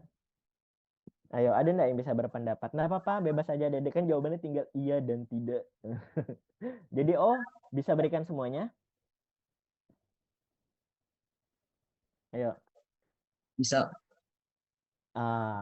Oke. Ya, jadi sebetulnya adik-adik buku biologi adik-adik itu saya nggak bisa bilang benar. Jadi memang itu berlaku dulu adik-adik. Lama banget yang bilang O itu adalah donor darah universal. Kalau sekarang O itu wajib kasih O. Ya adik-adik ya, ingat baik-baik. O itu wajib kasih O. Dan itu pun dilihat lagi resusnya apakah sama apa enggak. resusnya dia positif kah atau resus negatif kah? Contohnya kayak misalnya dia orang bule dan lain sebagainya. Belum tentu dia bisa mentransfusi juga di orang Indonesia. Dilihat lagi resusnya apa sama atau beda gitu. Terus kalau misalnya dia AB, apakah bisa menerima dari semua darah? Nggak bisa, dia harus sesama AB juga dan dilihat resusnya bagaimana. Jadi kalau dibilang oh itu dermawan karena donor darah universal dan AB bisa menerima, itu dulu. Karena takutnya terjadi penggumpalan dan memang ada terjadi ketidakcocokan, nggak kayak sekarang lagi ibaratnya. Jadi kalau misalnya ditanya adik-adik semua, Dek, kira-kira bisa nggak kalau misalnya donor darahnya oh ke semuanya terus itu enggak adik-adik, itu cuma di biologi SMA-nya adik-adik aja. Kalau di fakta lapangan dan teori sekarang sudah nggak bisa lagi. Oke? Aman ya? Nah, terus selanjutnya lagi. Kita belajar terkait dengan fungsi darah. Nah, yang pertama kemarin kan kita udah bahas kan ya terkait dengan fungsi darah. Di sini itu ada air pelarut untuk membawa senyawa lain. Jadi dia kayak truknya nih, dia bantu. Ibaratnya kayak sari-sari makanan dan lain sebagainya. Dia nggak bisa kalau nggak ada ininya. Jadi pasti ada pengangkutnya, ada plasma darahnya ini. Dan garam-garam dari kalium, fungsinya sebagai keseimbangan. Natrium juga ibaratnya. Kalau misalnya dia kaliumnya rendah. Nah, adik-adik pernah enggak yang rasanya pernah matanya kayak kedut-kedut begitu? Ada enggak yang pernah? Yang bergetar-getar itu, Dok. Iya, pernah enggak? Pernah. Iya, itu karena adik-adik kekurangan hipokalemia, kekurangan kalium. Kalium bisa didapat dari apa? Sederhananya aja coba buah sebutkan. Ada yang tahu enggak? Kalium bisa didapat dari apa? Selain daripada kalian makan tablet KSR, obat KSR, kalium itu. Selain obat KSR, apalagi? Kalau dari herbalnya aja. Coba di searching, coba dicari kira-kira apa ya? Siap izin menjawab dokter, seperti pisang, alpukat, dan durian. Oke, mantap. Jadi kalau teman-teman matanya kedut-kedut, harus dikasih apa? Harus banyak makan kalium atau pisang tadi. Atau kalau adik-adik kayak rasanya kayak lemes apa segala macam. Bahkan ada yang namanya hipokalemia, paralisis periodik. Itu kalau tiba-tiba orang datang, oh kok lemas banget, nggak bisa gerak apa segala macam. Itu bisa karena kaliumnya. Jadi kalium itu adik-adik membantu biar menggerakkan tubuh gitu. Jadi kayak metabolismenya, dia sinyal utama truk gitu, akhirnya dia bisa gerak. Kalau misalnya nggak ada kalium itu kita susah bergerak ini badannya adik-adik. Oke, paham ya? Nah, kemudian ada kalsium juga. Ada kalsium, ada magnesium, ada klorida, bisa adik-adik baca sendiri. Terus ada protein plasmanya, ada albumin. Nah, jadi kalau misal albumin itu ibaratnya kayak osmotik adik-adik. Jadi kita ada dua tekanan yang berpengaruh sama tubuh-tubuh. Kalau secara fisiologinya adik-adik ya. Mungkin adik-adik sudah juga diceritakan sama dokter fisiologinya juga. Jadi kalau misalnya adik-adik nih, contohnya nih, ada darah gitu kan, ada darah, ibaratnya ada tekanan hidrostatik itu yang dia ke segala arah adik-adik, dia nekan ke segala arah. Tapi ada juga yang menahan dia tetap di dalam. Itu adalah tekanan onkotik. Kalau ternyata dia natriumnya kurang, apa segala macam, ya darahnya bakal keluar semua. Makanya kadang-kadang ada yang bengkak atau apa segala macam.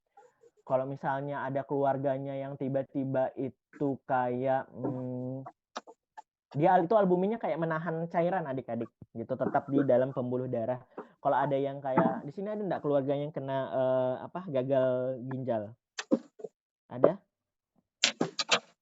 Maaf, bukan keluarga sih, atau ada ada temannya atau ada kenalannya yang kena gagal ginjal atau pernah lihat orang gagal ginjal? Ada enggak? Ada yang pernah lihat orang keluarganya gagal ginjal atau tetangganya gagal ginjal atau tahu tentang cuci darah, ada enggak salah satu? Ada enggak? Siap, ada dokter, teman dokter. Oh iya, Nah, jadi kira-kira badannya bengkak enggak, Dek? Iya, bengkak. Kalau bengkak sih enggak, dokter. Cuman tiap bulan tuh tiap kayak minggu. cuci darah. Iya. Oke, siap. Kalau cuci darah itu biasanya tiap minggu 1 kali minimal, Dek. Dan itu ibaratnya ya ditakutkan kalau misalnya dia enggak cuci darah itu ureumnya tinggi adik-adik. Nah, kalau ureumnya tinggi itu dia tuh ngirim kotak banyak nih tinggi, jadi otomatis dia kadang-kadang bisa enggak sadar, penurunan kesadaran dan lain sebagainya. Itu yang namanya kalau dia cuci darah atau jadi masih harus cuci darah, dia mengembalikan lagi apa segala macam.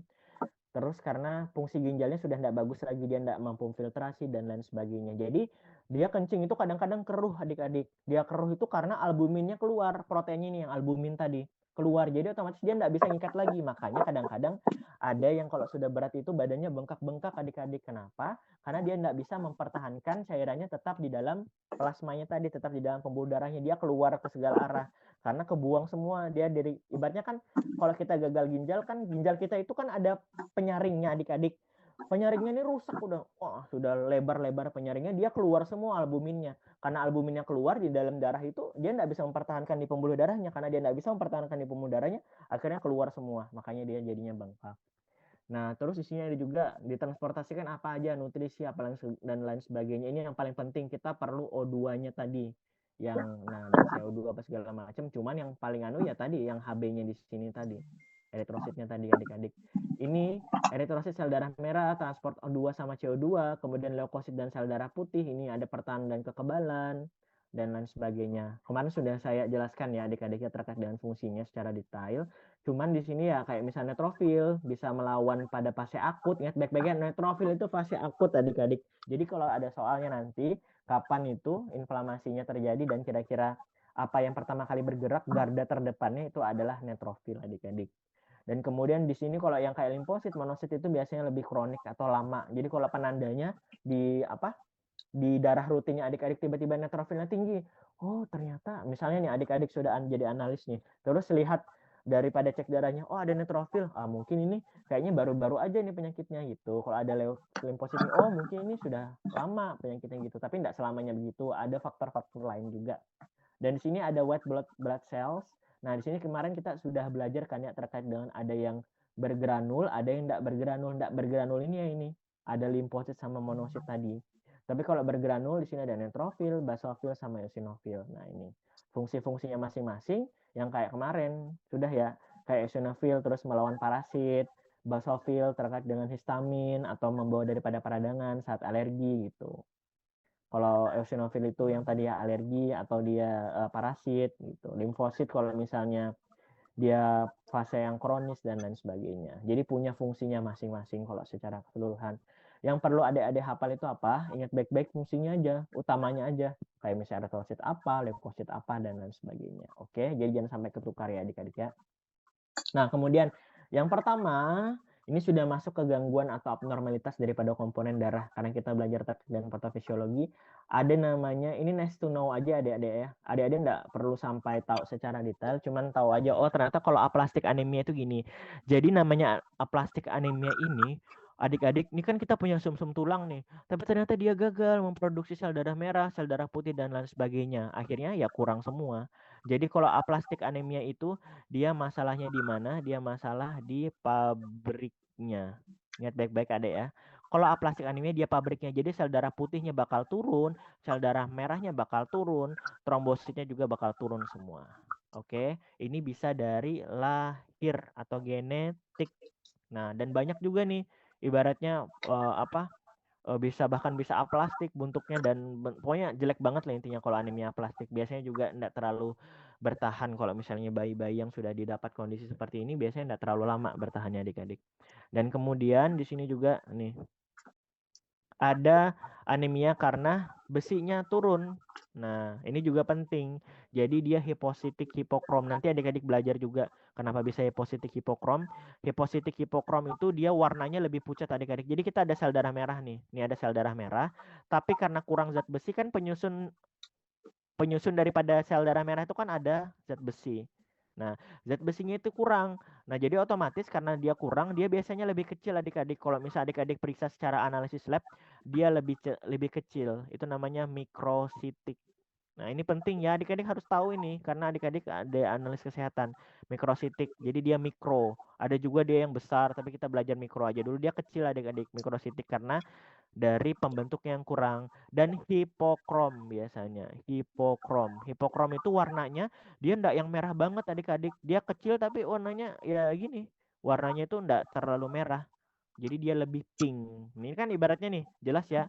Nih warnanya nih apa segala macam. Tapi kalau misalnya dia hipositik hipokrom, dia lebih kecil adik-adik dan lebih banyak putihnya, lebih banyak pucatnya karena kurang daripada Fe-nya tadi. Ini anemia karena defisiensi zat besi. Oke. Nah, kemudian ini ada juga nih Ternyata ada juga ya anemia karena aplastik. Ini karena gen juga, bisa dari lahir juga adik-adik. Jadi tidak didapat biasanya. Itu namanya sickle cell anemia, ini juga tidak bertahan. Mungkin ada bertahan tapi rata-rata tidak bertahan lama. Ini juga miris ya adik-adiknya, kasihan ya kalau misalnya ada yang seperti ini. Jadi dia pembuluh darahnya kan normalnya bulat nih, tapi dia bentuknya kayak begini adik-adik. Nah, ada kesalahan enzim atau kesalahan genetiknya. Nah, ini. Jadi dia bentuknya panjang-panjang gini. Kira-kira bisa nggak ngangkut oksigen? Bisa, tapi susah banget. Karena kan ibaratnya harus bentuknya gini kan ya. O2 masuk sini semua. Dia angkut nih kayak piring semua. Tapi kalau kayak gini, bagaimana caranya dia ngangkut O2? Itu namanya anemia sickle cell atau anemia bulan sabit adik-adik. Ya, kalau misalnya tiba-tiba adik-adik pada saat di klinis atau di rumah sakit kayak ngeliat, wih kok aneh nih bentuknya kayak bulan-bulan sabit, kemungkinan bisa anemia daripada bulan sabit. Jadi kelihatan nih bayi lahir tiba-tiba kayak apa kondisinya kayak pucat apa segala macam, tapi memang rata-rata juga ya bahkan di tubuh daripada ibunya juga rata-rata susah bertahan juga sebenarnya gitu. Nah, kemudian di sini ada talasemia. Nah, ini ada tetangga saya juga kena talasemia. Talasemia usianya itu sampai 30 berapa begitu, tapi masih bisa bertahan. Tapi dia wajib cuci darah adik-adik. Sama kayak penyakit ginjal juga. Kenapa? Karena ini sel darah merahnya, sel darah putihnya, semua ini bentuknya enggak bulat sempurna kayak begini. Tapi dia macam-macam lah bentuknya. Dan dia kalau tadi ada soalnya ya, target sel. Nah, kayak begini ya adik-adiknya. Ini ciri khasnya daripada talasemia. Kalau ditanya soalnya, kalau target sel itu ciri khasnya apa? Bisa jadi talasemia, Adik-adik. Karena dia bentuknya kayak begini. Dan talasemia itu biasanya kalau secara orang itu dia perutnya besar biasanya dan juga hitam rata-rata. Pokoknya kalau misalnya cuci darah itu pasiennya rata-rata lebih gelap lah warna kulitnya ketimbang dengan orang biasa. Bukan karena dia hitam, enggak, cuman memang karena ya itu ibaratnya terlalu banyak numpuk dan lain sebagainya. Dan kemudian ini, nih leukemia. Jadi dia sel darah putihnya berlebihan adik-adik. Nih, ini masih idiopatik juga, penyebabnya juga ya namanya kanker kan ya. Tuh banyak ibaratnya. Yang ibaratnya leukemia ini kan dia sebagai apa? Sebagai sistem pertahanan kan. Tapi ternyata dia dia enggak menjalankan tugasnya dengan baik. Dia malah makan teman-temannya, dia hajar sama teman-temannya, jadi dominan ini. Banyak ibaratnya leukemia. Kalau leukemia ya biasanya diambil daripada sum-sum tulang dan lain sebagainya untuk kemudian membentuk lagi dari awal. Jadi kalau ditanya kayak leukositosis yang ekstrem, jawabannya adalah leukemia. Nah, kemudian ini ada juga adik-adik, kalau misalnya adik-adik dari trombositopenik purpura. Jadi dia trombositnya itu dia rendah adik-adik ya. Dia rendah, jadi otomatis karena dia rendah, banyak ini terbentuk semua clotting atau pembentukan tadi. Makanya kadang-kadang ada orang yang begini badannya itu bisa jadi karena trombositnya purpura. Tapi ini ingat ya adik-adik ya, nice to know aja. Sekedar adik-adik tahu aja, nggak usah terlalu dalam karena adik-adik nggak sampai diagnosis sebetulnya. Cuman yang kalau yang kayak tadi nggak apa-apa lah karena ada ciri khasnya tadi kan. Yang ini ada ciri khasnya, ini juga ada ciri khasnya target sel. Kalau yang itu tadi nggak usah terlalu tahu, yang penting sekedar yang tahu aja gitu. Dan ini adik-adik dihafal ya adik-adik ya. Hemofilia A kekurangan faktor 8, hemofilia B kekurangan faktor 9. Hemofilia itu kalau misalnya nih ada pasien biasanya tuh dari kecil sih memang tiba-tiba sedikit aja kena kena luka tiba-tiba bengkak. Terus tiba-tiba dia ada dia mimisan enggak berhenti-berhenti. Itu bisa hemofilia juga adik-adik. Jadi cara hafalnya beda 1 kan, 8 dan 9, A dan B gitu aja. Jadi cepat ruptur lah ibaratnya pembuluh darahnya itu. Jadi sering-sering bengkak. Kalau trombosis, ini kan deep vein thrombosis biasanya tuh ibu-ibu hamil ini paling sering kejadiannya atau pernah ada juga teman saya juga pernah kena DVT ini. Jadi di sini ada ini namanya nih adik-adik ada kayak blood clot-nya atau yang dari darahnya ini menumpuk kemudian menyumbat di sini atau karena emboli juga bisa kemudian menyumbat. Jadi darah yang balik pembuluh darah balik venanya harusnya ke atas tapi dia ketahan di sini makanya dia kakinya biasanya bengkak. Nah, kalau dia bengkak ya kurang lebih kayak jantung juga harus dilebarkan dari pembuluh darahnya di sini atau harus diencerkan. Kalau enggak ya bakal bengkak terus. Fatal ibaratnya kalau dibiarkan gitu ya. Jadi pembekuannya enggak terkontrol. Oke, jadi simpulannya kalau misalnya terkait dengan komponen darah itu, jadi tiap-tiap komponen darah itu ada fungsinya masing-masing. Eritrosit membawa sel darah, bawa oksigen dan sebagainya, leukosit sebagai tentaranya, trombosit sebagai faktor pembekuan darahnya. Tapi kalau misalnya penyakitnya ada hemofilia tadi, bisa jadi pembekuan darahnya tidak maksimal. Dan kemudian kalau misalnya dia ada proses DVT tadi atau deep vein thrombosis, ibaratnya trombositnya karena dia itu menyumbat jadi dia bisa bengkak dan lain sebagainya gitu. Yang perlu adik-adik hafal itu adalah nilai-nilai daripada labnya dan juga patofisiologinya sedikit. Kita tidak sampai terapi karena adik-adik nggak usah belajar sampai terapinya. Oke, gitu aja. Terkait dengan pertemuan pertamanya untuk yang komponen darah, ada yang mau ditanyakan untuk adik-adik?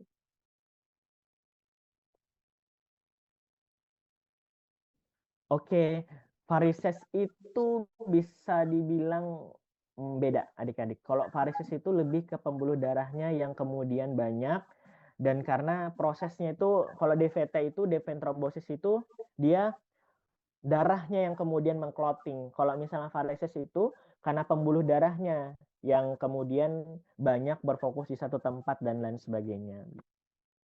Kalau kayak umbai cacing kalau varises. Kalau DVT ini beda. DVT itu bukan pembuluh darahnya enggak seruut daripada varises, enggak kayak umbai cacing bentukannya. Tapi lebih ke arah dari pembuluh darahnya. Makanya kalau misalnya varises itu kita perlu misah-misahinnya tadi. Makanya kadang-kadang ada yang disuntik dan lain sebagainya. Kalau DVT mana enggak kalau disuntik enggak terlalu tapi harus dilebarkan. Mekanismenya udah kayak ibaratnya harus dipasangi kayak jantung gitu. Jadi harus dikasih lebar. Oke. Ada yang mau bertanya lagi adik-adik? Feel free to ask ya. Bebas saja mau tanya apapun. Kalau misalnya masih kebingungan enggak apa-apa. Atau ada yang mau dijelaskan ulang. Dok, tadi penjelasannya terlalu cepat.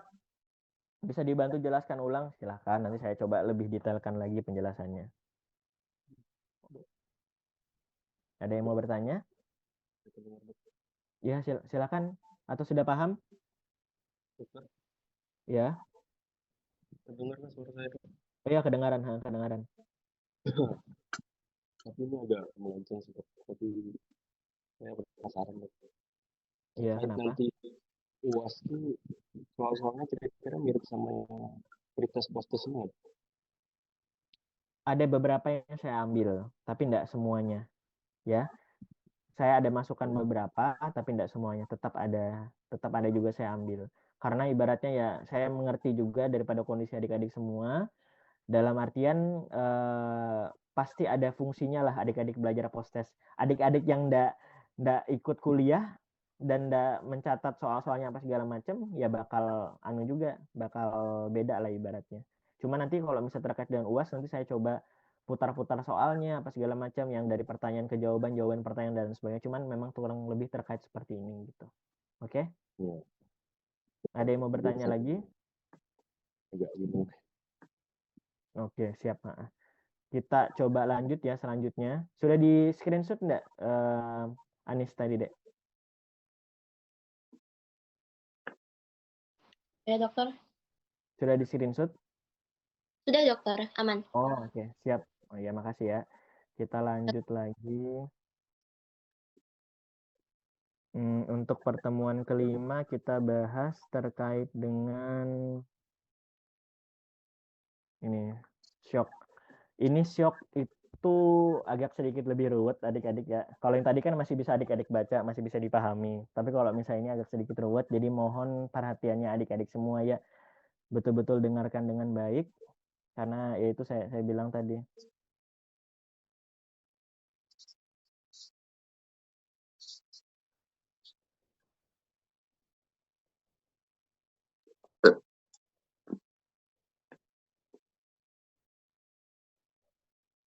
Ini sudah terlihat full enggak adik-adik di layarnya adik-adik? Sudah terlihat full? Terlihat, Pak. Sudah terlihat. Sudah jelas terlihat ya? Enggak kecil ya di layarnya? Iya, Dok. Oh, oke, siap. Kabarin ya kalau misalnya belum saya share screen atau apa segala macam, belum full saya share screen. Nah, jadi ini terkait dengan shock ataupun renjatan. Shock ini adik-adik kalau misalnya kegagalan jantung memompa darah ke seluruh tubuh ya. Jadi kita kan perlu nih namanya oksigen. Jaringan-jaringan kita itu perlu banget oksigen, tapi ternyata dia gagal. Nah, penyebabnya nih kita akan lihat jenis-jenisnya apa aja. Adik-adik sekedar nice to know aja, yang penting tahu oh ini ternyata jenisnya ini, oh ini jenisnya apa segala macam, enggak usah sampai terlalu detail, yang penting adik-adik tahu ya. Nah, kita masuk ya. Nah, ini pengertian shock ataupun dari renjatan sendiri itu. Jenis shock, patofisiologi shock, pemeriksaan lab terkait shock, sama simpulan. Nanti kita akan bahas. Sasaran pembelajarannya adik-adik itu ini yang dikasihkan. Sudah termasuk semua kan ya? Cuma nanti saya tambahkan pemeriksaan labnya. Karena adik-adik itu analis. Jadi harus ada fokus di pemeriksaan labnya. Soalnya kalau misalnya saya cuma kasih ini aja, mungkin RPS sebelumnya itu enggak ada pemeriksaan lab. Cuman adik-adik harus apa ya ibaratnya. Kalau saya itu mikirnya untuk masa depannya adik-adik. Karena kalau cuman kita berpikir sampai saat ini aja, yang penting saya kasih materi, kemudian enggak ada berhubungan sama bidangnya adik-adik, buat apa begitu ya. Nah, kemudian ini tadi kan sudah ya kita pretest. Nah, jadi kalau shock itu berdasarkan secara etimologi atau bahasa ada Perancis, Inggris, dan lain sebagainya. Tapi enggak usah adik-adik fokus di sini, enggak terlalu penting. Yang adik-adik perlu tahu itu adalah shock kondisi darurat akibat kegagalan dari sirkulasi darah. Ya, kegagalan dari sirkulasi darah ini adik-adik kira-kira bisa terjadi apa aja? Ya, simak baik-baik adik-adik ya. Nanti saya coba bantu buat nge-review adik-adik kira-kira paham apa enggak kegagalan sirkulasi darah. Nah, yang pertama ada yang dinamakan dengan distribusi. Ya. Distribusi. Nah, distribusi itu dia kegagalannya karena dia terlalu vasodilatasi atau dia terlalu lebar. Bisa karena apa? Karena proses septik atau karena bakteri atau karena infeksi. Itu shock distributif. Ingat baik-baik adik-adik. Distributif itu apa? Dia bermasalah karena jalannya. Jalannya adik-adik terlalu lebar. Nggak jadi masalah sebenarnya jalannya terlalu lebar. Kan kemarin kita sudah bahas kan ya. Nggak jadi masalah jalannya terlalu lebar. Jadi otomatis kan bisa masuk nih. Apa?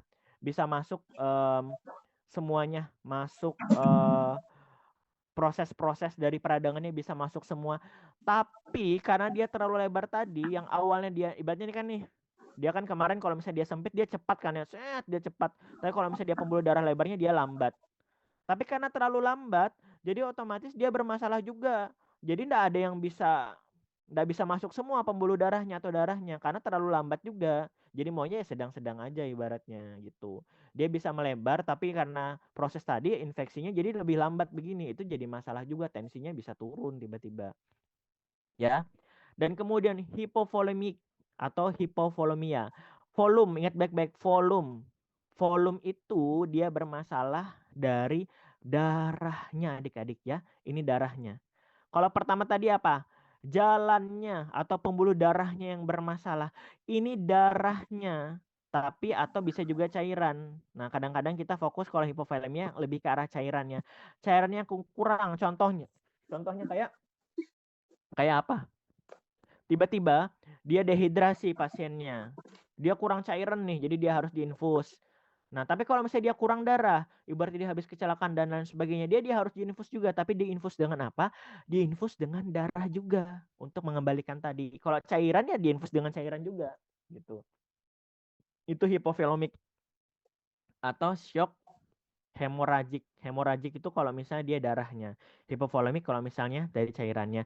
Dan ada kardiogenik adik-adik atau jantungnya. Kardio itu adalah jantung. Dia masalah apa? Ini pabriknya adik-adik yang bermasalah.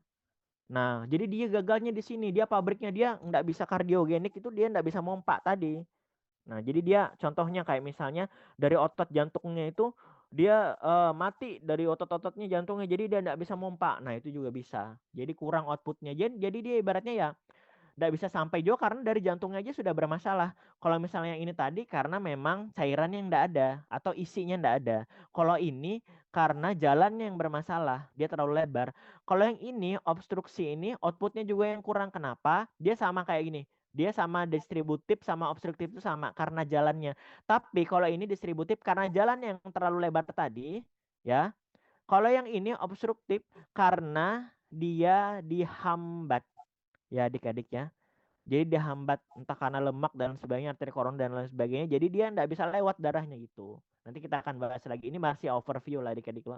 Belum masuk ke materinya. Agak berat ya, tapi kayaknya saya yakin aja adik-adik pasti bisa ini. Nah, terus coba dong saya minta nih adik-adik salah satu kira-kira coba Rihadatul Aisyah. Nggak apa-apa ya. Cuman mau tanya aja. Nggak usah terlalu tertekan apa segala macam. Cuman mau tanya aja deh. Kira-kira, Dek mau tanya, semisal nih, dia itu distributif sama obstruktif itu masalahnya di mana? Di jalannya kah? Atau di pembuluh darahnya kah? Atau di jantungnya kah? Atau di darahnya kah? Di Distributif sama jalan darahnya Oke, kalau distributif dia terlalu lebar atau vasodilatasi. Kalau yang oke, siap. obstruktif itu jalan darahnya dihambat. Oke, menyumbat ya. Ah, mantap, Ya. luar biasa emang. Jadi distributif itu karena yang tadi bisa karena bakteri deh ya. Jadi karena kalau misalnya dia ada bakteri apa segala macam, kan jadi dia melebar nih. Karena dia butuh, aduh, saya mau kirimkan nih bala-bala tentara. Jadi dia lebarkan. Cuman karena terlalu banyak bakterinya dia terlalu lebar. Karena dia terlalu lebar enggak ada tekanannya tadi. Tekanannya jadi enggak bisa. Jadi dia bisa shock, jadi enggak bisa nuap segala macam. Kalau hipovolemik tadi apa, Dek? Bermasalah di darahnya atau cairannya. Oke, mantap. Kalau misalnya dia kardiogenik, kardio Bermasalah di organ atau pabriknya yang Oke, menggerakkan. jantungnya. Oke, siap. Oh, luar biasa lah. Mantap memang. Nah, jadi jaringan kekurangan oksigen ya adik-adik ya. Karena kan dibutuhkan oksigennya. Ini tadi singkatannya. Kurang lebih sama kayak tadi juga. Hipovolemi karena memang kehilangan darahnya atau kehilangan cairannya. Ingat baik-baik. Low volume ya adik-adik ya. Low volume, hipovolemic. Volume itu kan kayak cairan apa segala macam kan volume isinya. Nah, jadi memang karena kurang ibaratnya. Kalau anafilaktik nih ada juga adik-adik anafilaktik shock. Hati-hati adik-adik, jangan meremehkan kalau misalnya adik-adik itu kegigit daripada lebah. Ya. Jangan diremehkan. Karena ada beberapa orang yang kemudian digigit lebah itu responnya tubuhnya tuh luar biasa. Jadi kemarin gini adik-adik, saya pernah jaga di IGD Doris. Kemudian keluarganya tuh ngelapor, "Dok, ini pasiennya kegigit lebah."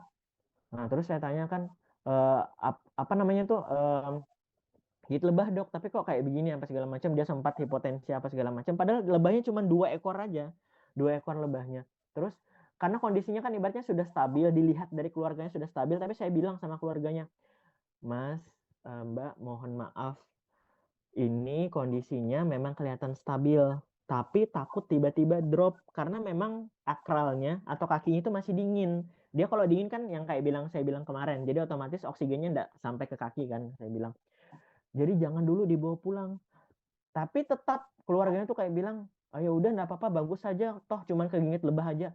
Jangan adik-adik. Ya mungkin kalau kita aja yang ibaratnya reaksi sama lebahnya biasa aja kan ya. Ada yang mungkin kena lebah ya bengkak aja. Enggak bisa. Tapi ada beberapa orang yang dia kena lebah itu bisa reaksinya berlebihan. Nah gitu. Karena kita ibaratnya masih belum tahu nih mekanismenya kayak bagaimana. Adik-adik contohnya ada yang alerginya dingin. Nah, ada alerginya yang kalau kena sedikit dingin tiba-tiba hacing, bersin. Terus ada juga yang kena debu apa segala macam, tungaunya ibaratnya ya. Tiba-tiba langsung bersin juga. Ada juga yang enggak. Nah, itu kan beda alerginya. Alergi obatnya apa? Selain dikasih dari anti alerginya juga ya adik-adik ibaratnya paling utamanya adalah hindari pemicunya. Kalau adik-adik sudah tahu alerginya itu, semisal adik-adik alergi udang, ya enggak usah adik-adik coba. Bisa lah adik-adik minum kayak loratadin, cetirizin apa segala macam, tapi ya kasihan di adik-adik, masa iya mau gitu terus. Mending sekarang enggak usah diminum aja, ya, atau enggak usah dimakan juga. Nah, terus ada yang namanya neurogenic shock. Nah, kalau misalnya neurogenic shock itu karena masalah dari syarafnya adik-adik. Ya, dia karena masalah dari syarafnya. Jadi, contohnya kayak begini. Pembuluh darah, tolong dong kirimkan darah ini ke tepi-tepi semua. Aduh, dibilang sama syarafnya, aduh saya habis kebentur apa segala macam, enggak bisa, saraf saya kejepit. Nah, itu juga jadi masalah. Itu masalah syarafnya. Jadi banyak shock itu adik-adik sebetulnya. Dan kemudian ada yang namanya septic shock yang tadi. Ini kurang lebih sama yang dijelaskan dari temannya tadi, ini sama dengan distribusi tadi adik-adik. Distribusi. Ya, karena dia masalah yang tadi septic shock. Karena dari vasodilatasi tadi yang di awal tadi kan. Terus ada cardiogenic shock karena masalah jantungnya. Jadi yang tadi itu tambahannya yang ini aja adik-adik, tambahan 2 ini ya. Jadi yang tadi tambahannya 2 ini ya. Kalau yang sisanya yang tadi kan sebelumnya juga sama aja semuanya. Oke? Paham? Nah, Anis, Dek. Anis? Ya. Mau tanya, Dek. Kalau shock Kalau shock yang karena dia itu apa? Karena dia kegigit lebah namanya shock apa ya? Atau Hipopolemik. shock karena dia reaksi alergi yang berlebihan? Bukan, hipopolemik karena cairan. Oh, sorry dokter. Anaphylactic Karena shock apa? yang Iya, anafilaktik. betul, anafilaktik.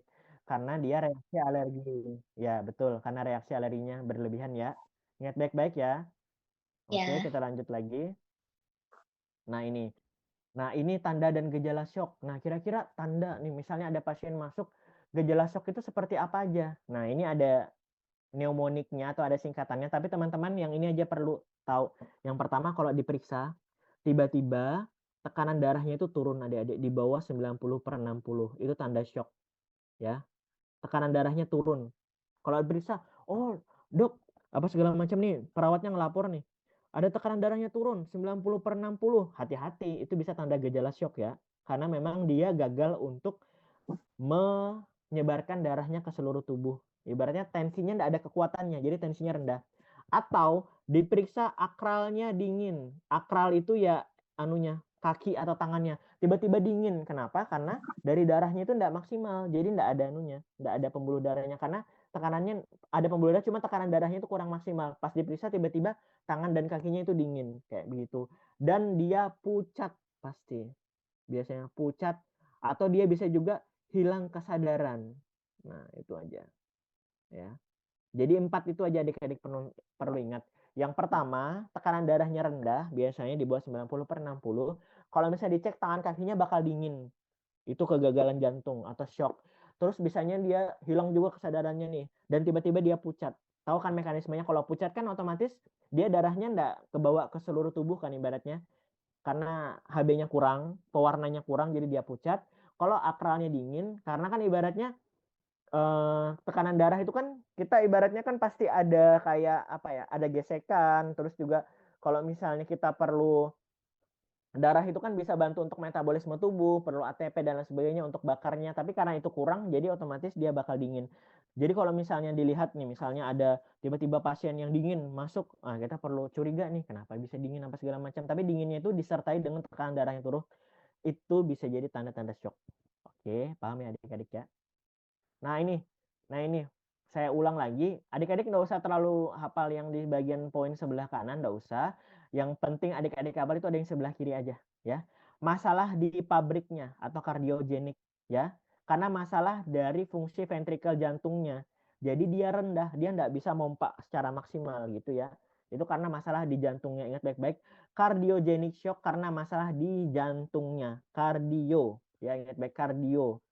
Nah, kemudian di sini ada obstructive shock. Dia masalah di jalannya. Ya, adik-adik ya.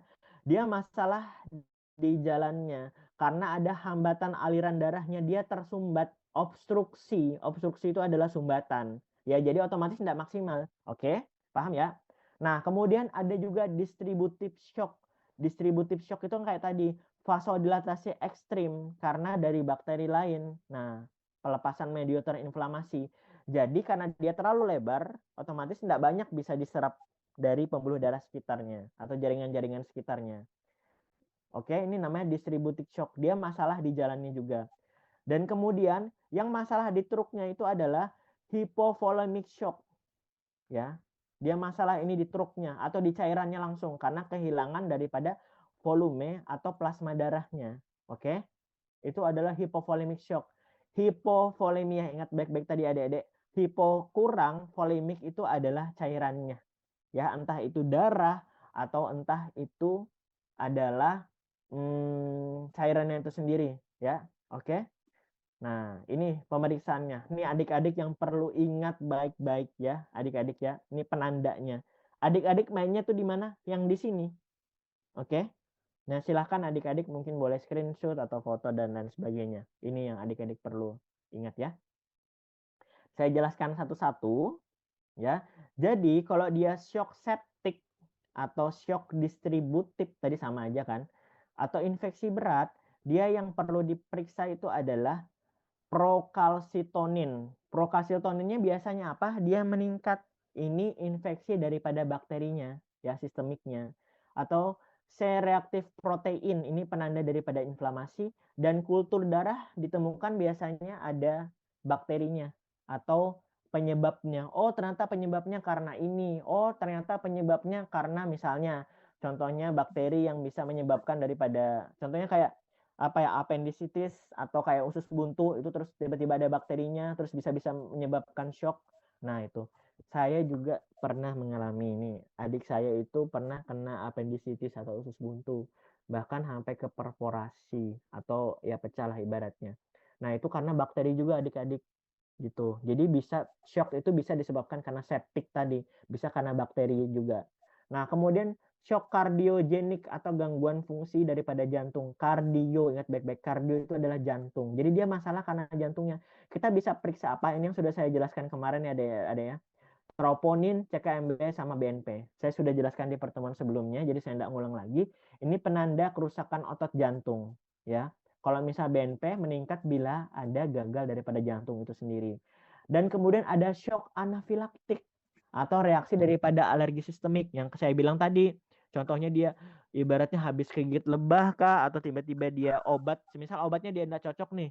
Misalnya dia alergi sama obat, semisal ya alergi sama ibuprofen. Terus tiba-tiba shock anafilaktik. Nah gitu, ini bisa penyebabnya. Jadi IgE totalnya bisa meningkat, eosinofilnya sebagai alerginya juga bisa meningkat dan lain sebagainya, ya. Kemudian ada shock obstruktif karena sumbatan. Ingat baik-baik, obstruksi adik-adik, dia masalah sama jalannya. Dia bisa peningkatan daripada D-dimer sama dan gas darahnya bisa hipoksemia. Nah gitu.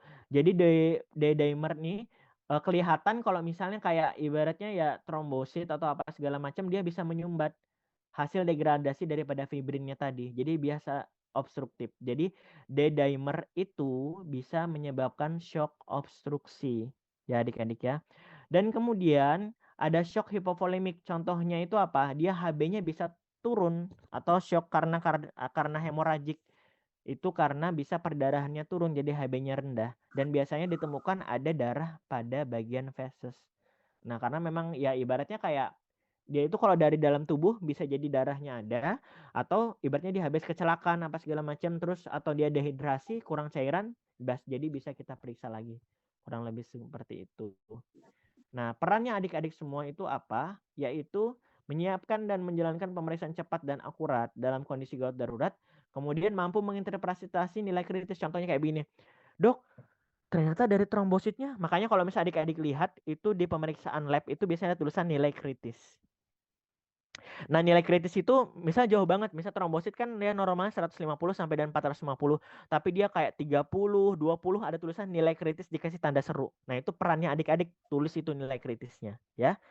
Dan mengetahui jenis shock dan pola hasil lab yang muncul. Itu juga jenis-jenis shock itu perlu adik-adik tahu dan kira-kira hasil labnya itu seperti apa. Ini juga perlu adik-adik tahu ya. Bisa mungkin nanti dibaca lagi adik-adik ya. Nah, ini. Jadi simpulannya, shock itu kegagalan sirkulasi yang menyebabkan kurang oksigen di jaringan dan organ. Ada beberapa, contohnya kardiogenik. Kardiogenik itu masalah di jantungnya. Hipovolemik itu masalah di cairannya atau bisa darahnya juga bisa. Obstruksi masalah di pembuluh darahnya. Pembuluh darahnya dia ada sumbatan. Distribusi itu karena dia terlalu lebar atau vasodilatasi. Jadi tergantung dari penyebabnya. Deteksi cepat dan pemeriksaan laboratorium sangat penting untuk penanganan. Jadi ingat baik-baik adik-adik, peran adik-adik itu penting banget. Kalau misalnya adik-adik nggak belajar dari sekarang, takutnya nanti ya ibaratnya yang nyawa pasien itu bukan cuma di dokter, bukan cuma di perawat, bukan cuma di apoteker, di adik-adik juga semua. Jadi semua itu harus secara holistik. Semua itu harus secara kerjasama. Tanpa adik-adik kita nggak bisa lakukan pemeriksaan juga. Bisa, tapi ya waktunya masa kita periksa pasien apa segala macam terus tiba-tiba kita periksa juga dari darahnya dan lain sebagainya. Ya adik-adiknya jadi harus adik-adik ingat terkait dengan materi ini gitu. Oke? Ada yang mau ditanyakan? Sebelumnya saya coba kita respon dulu adik-adik. Nggak apa-apa ya, saya cuma mau tanya aja. Kira-kira adik-adik sudah paham apa enggak? Dea, Dek. Iya, Dok.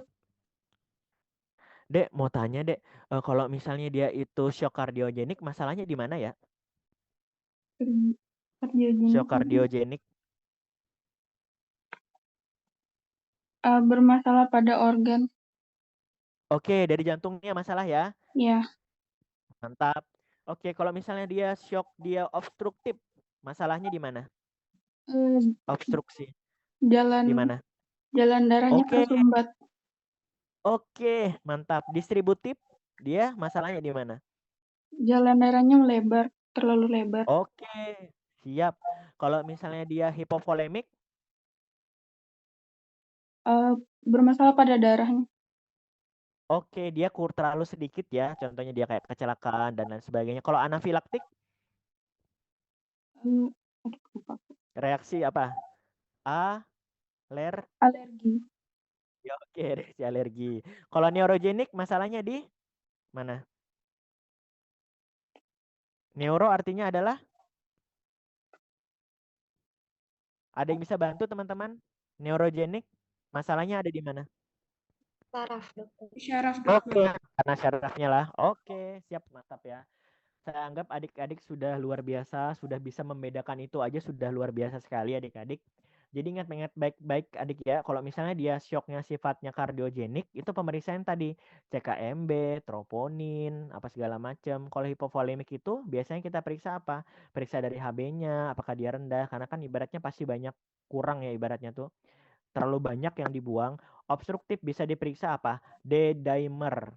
Ya, D-dimer. Ingat baik-baik adik-adik D-dimer. Jadi kalau misalnya ada soal, pemeriksaan obstruktif itu apa? Pemeriksaannya digunakan dengan D-dimer. Kalau misalnya distributif itu apa? Itu sama kayak shock septic. Jadi misalnya kita periksa daripada CRP-nya, terus juga kita periksa juga terkait dengan kultur darahnya dan lain sebagainya. Oke? Paham ya? Sudah adik-adik ya? Ada yang mau ditanyakan sejauh ini? Silahkan. Kalau misalnya ada yang mau ditanyakan.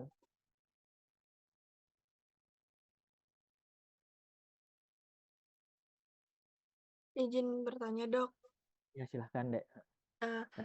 Kan kami ada praktikum untuk flebotomi. Nah, waktu belajarnya itu kan nusuk jarum.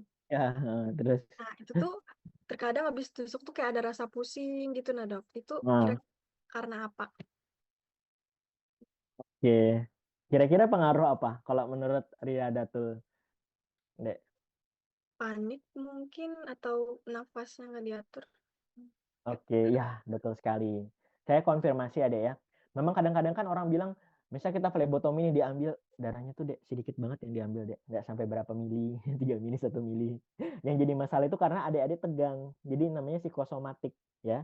Psikosomatik itu kalau misalnya ibaratnya ya orang jarang diambil darahnya atau tiba-tiba disuntik apa segala macam, kalau tiba-tiba langsung pucat apa segala macam ya bukan karena darahnya yang diambil atau bukan karena ibaratnya banyak banget darah yang diambil, tapi lebih ke arah adik-adik kan takut, misalnya ada takut jarum suntik juga apa segala macam, itu yang pengaruh pikiran adik-adik yang bikin adik-adik itu kemudian panik, kemudian juga tiba-tiba ngambil darahnya juga kadang-kadang. Ini kami juga yang di semester 1 adik-adik dari FK juga sudah belajar juga terkait dengan flebotomi, kita ambil juga dan mereka juga banyak yang juga deh, banyak yang tiba-tiba drop juga. Kenapa? Karena ya pengaruh daripada gangguan kejiwaannya juga atau psikosomatiknya tadi. Oke, jadi memang kalau misalnya paling bagus cara untuk tenangkannya, pertama tenangkan pikiran dulu atau banyak air minum juga. Ibaratnya kalau banyak air minum ya kita pasti ibaratnya oh iya saya banyak minum juga apa segala macam. Karena pun kalau misalnya adik-adik kurang minum, itu darah tuh bakal lebih susah juga adik-adik dapat. Jadi kadang-kadang kalau di rumah sakit itu kita bilang kita nggak dapat nih waktu flebotomi, darahnya susah diambil. Nah, ya udah kita minta pasiennya dulu minum dulu apa segala macam biar pembuluh darahnya lebih lebar lagi. Kurang lebih kayak begitu pun nggak secara langsung sih. Oke. Ada yang mau ditanyakan adik-adik? Saya ingin Saya bertanya, Dok. kemarin kali Oke, dokter. yang mana duluan nih? Yang mana duluan nih? Terserah. Oh ya sudah, saya lanjut. Oke, Oh Dok. ya siap. Oh, kenapa? Ini apa? Berenang, Dok. Di Ya, cuaca yang dingin. Nah, heeh. berenang ini kan kadang ada orang yang berenangnya karena panik, tiba-tiba Heeh. dia tenggelam. Dan ada juga yang menyelam terlalu lama, itu kan pasokan oksigen itu kurang, Dok. Ya, siap. Terus? Yang jadi fokus pertanyaan saya ini tentang kepanikan ketika menyelam itu, Dok. Ketika berenang. Cara Ya. menghilangkannya kepanikan itu gimana, dan misal dia tenggelam nih. Kadang-kadang ada saya lihat orang memberikan napas buatan jika terkena Hmm, maaf, jika tenggelam itu, Dok. Itu benar nggak, Dok? ya, Dalam hal penanganan oke, medis pertolongan pertamanya. oke Terima siap. kasih, Dok. Ya.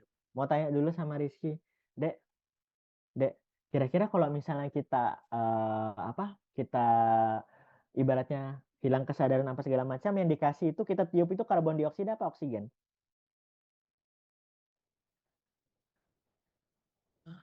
Mohon izin diulang, Dok. Agak Eh, kalau misalnya kesentuh kalau misalnya kita mau kasih nafas buatan nih, yang dikasih itu karbon dioksida apa oksigen? Ayo, karena tahu nggak? keluar, Dok, Ya. karbon dioksida. Ya. Kenapa kita kasih Maaf. karbon dioksida? Kenapa kita kasih Hmm, karbon dioksida? Ayo. Ini banyak pertanyaannya, hati-hatilah terkecoh adik-adik. Kenapa kita? kan ketika karbon dioksida kan itu Nah, mengalami kenapa? pertukaran di alveolus itu, Ya, Dok, di paru-paru. ya. Oke.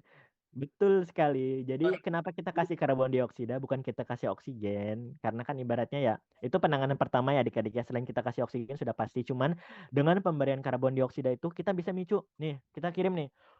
Kita kirim karbon dioksidanya. Terus tiba-tiba dikirim ke otak. "Ah, apa yang tadi masuk itu apa ya?" Gitu dia bilang. Kok karbon dioksida yang masuk apa segala macam. Jangan-jangan ada masalah nih. Oh ternyata ada masalah sini-sini. Jadi dia bisa membantu untuk memicu pelepasan daripada oksigennya. Gitu. Jadi ibaratnya dia bantu ngirim kayak ibaratnya dia ngirim impuls yang negatif tapi untuk menghasilkan yang positif. Jadi untuk bantu aja. Aduh, ternyata memori otaknya ini ibaratnya ya sudah dia ingatnya cuma oksigen aja tapi ternyata dia kalau misalnya dibantu dengan karbon dioksida itu dia bakal tahu oh ternyata masalahnya pada oksigen gitu. Makanya kita kasih karbon dioksida. Selain dia bantu untuk mengembangkan paru untuk apa? Untuk men-trigger daripada pemasukan daripada oksigennya tadi gitu. Cuman jangan terlalu berlebihan juga. Jadi cuman di fase awal aja. Paham ya? Kenapa dikasih karbon dioksida justru bukan oksigen? Terus terkait dengan dia berenang apa segala macam, ya kembali lagi itu namanya psikosomatik ya adik-adik. Yang namanya gangguan kejiwaan. Ibaratnya obat aja dikasih efek placebo sama Anda itu bisa beranu loh, Dek. Ibaratnya nih, ada juga pasien saya di klinik kan ibaratnya, "Dok, saya cocok sama dokter ini. Dok, saya enggak cocok sama dokter ini apa segala macam." Itu tergantung kejiwaan juga. Makanya adik-adik kalau misalnya dikasih obat, ya percaya aja insya Allah pasti yang terbaik. Kita enggak mungkin kasih racun juga ke adik-adik semua. Jadi sama kayak begitu juga kalau misalnya berenang ya ibaratnya ya pasti pertama prosesnya kita harus terlebih dahulu pemanasan dan lain sebagainya biar enggak terlalu kaget. Apalagi kan kita tahu kalau airnya kan dingin itu kalau misalnya kolam renang. Kalau misalnya kita enggak pemanasan apa segala macam kita enggak terlebih dahulu ibaratnya ya membantu untuk suhu tubuhnya kurang lebih sama di air. Jadi kita pemanasan dulu dan ingat yang kalau kita kasih masuk pertama kali sama kayak kita mandi. Pertama kali yang kita siram apa, Dik? Rizky. Kepala dulu apa kaki dulu? Yang kita siram Izin, Dok, pertama kali. kaki dulu, Ya. Dok. Oke, biar apa? Biar kita ndak kaget otaknya. Jadi, kalau misalnya Rizky berenang, jangan langsung kepalanya yang masuk ya. Jangan sok-sokan mau lompat kepalanya dulu masuk, kakinya dulu pelan-pelan. Kecuali kalau sudah stabil suhunya ya ndak apa-apa. Dan ingat baik-baik adik-adik, kalau misalnya kita itu kayak perbedaan tekanan dan lain sebagainya, makanya kadang-kadang adik-adik tahu kan yang masalah pesawat itu, kalau misalnya tiba-tiba berubah tekanannya bisa terjadi apa? Pembuluh darahnya bisa apa? Bisa pecah, bisa juga tiba-tiba gendang telinganya juga robek.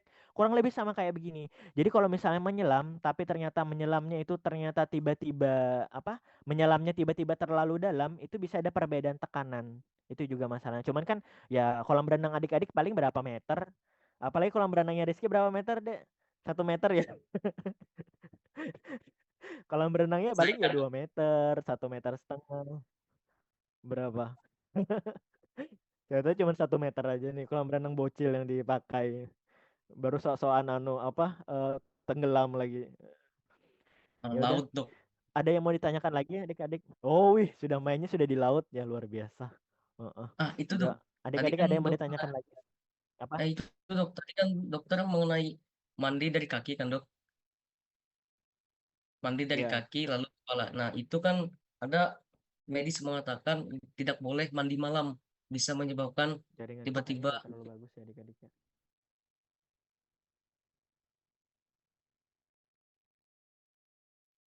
Tunggu dulu adik-adik sebentar ya, jaringanku kayaknya nggak terlalu bagus, cuma mau ganti dulu pakai hotspot HP aja. Nah, tiba-tiba.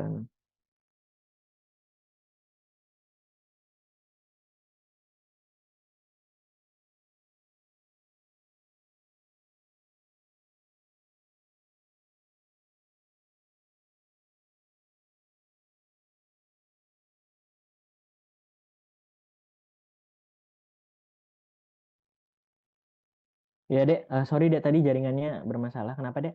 Boleh diulang lagi, mohon maaf ya, jaringannya Untuk, bermasalah. tadi kan untuk mengatakan dari kaki lalu ke kepala, lalu kalau mandi dari kaki Ya, kan. Nah, ya. itu ada para medis mengatakan tidak boleh mandi malam. Itu benar kan? Nah,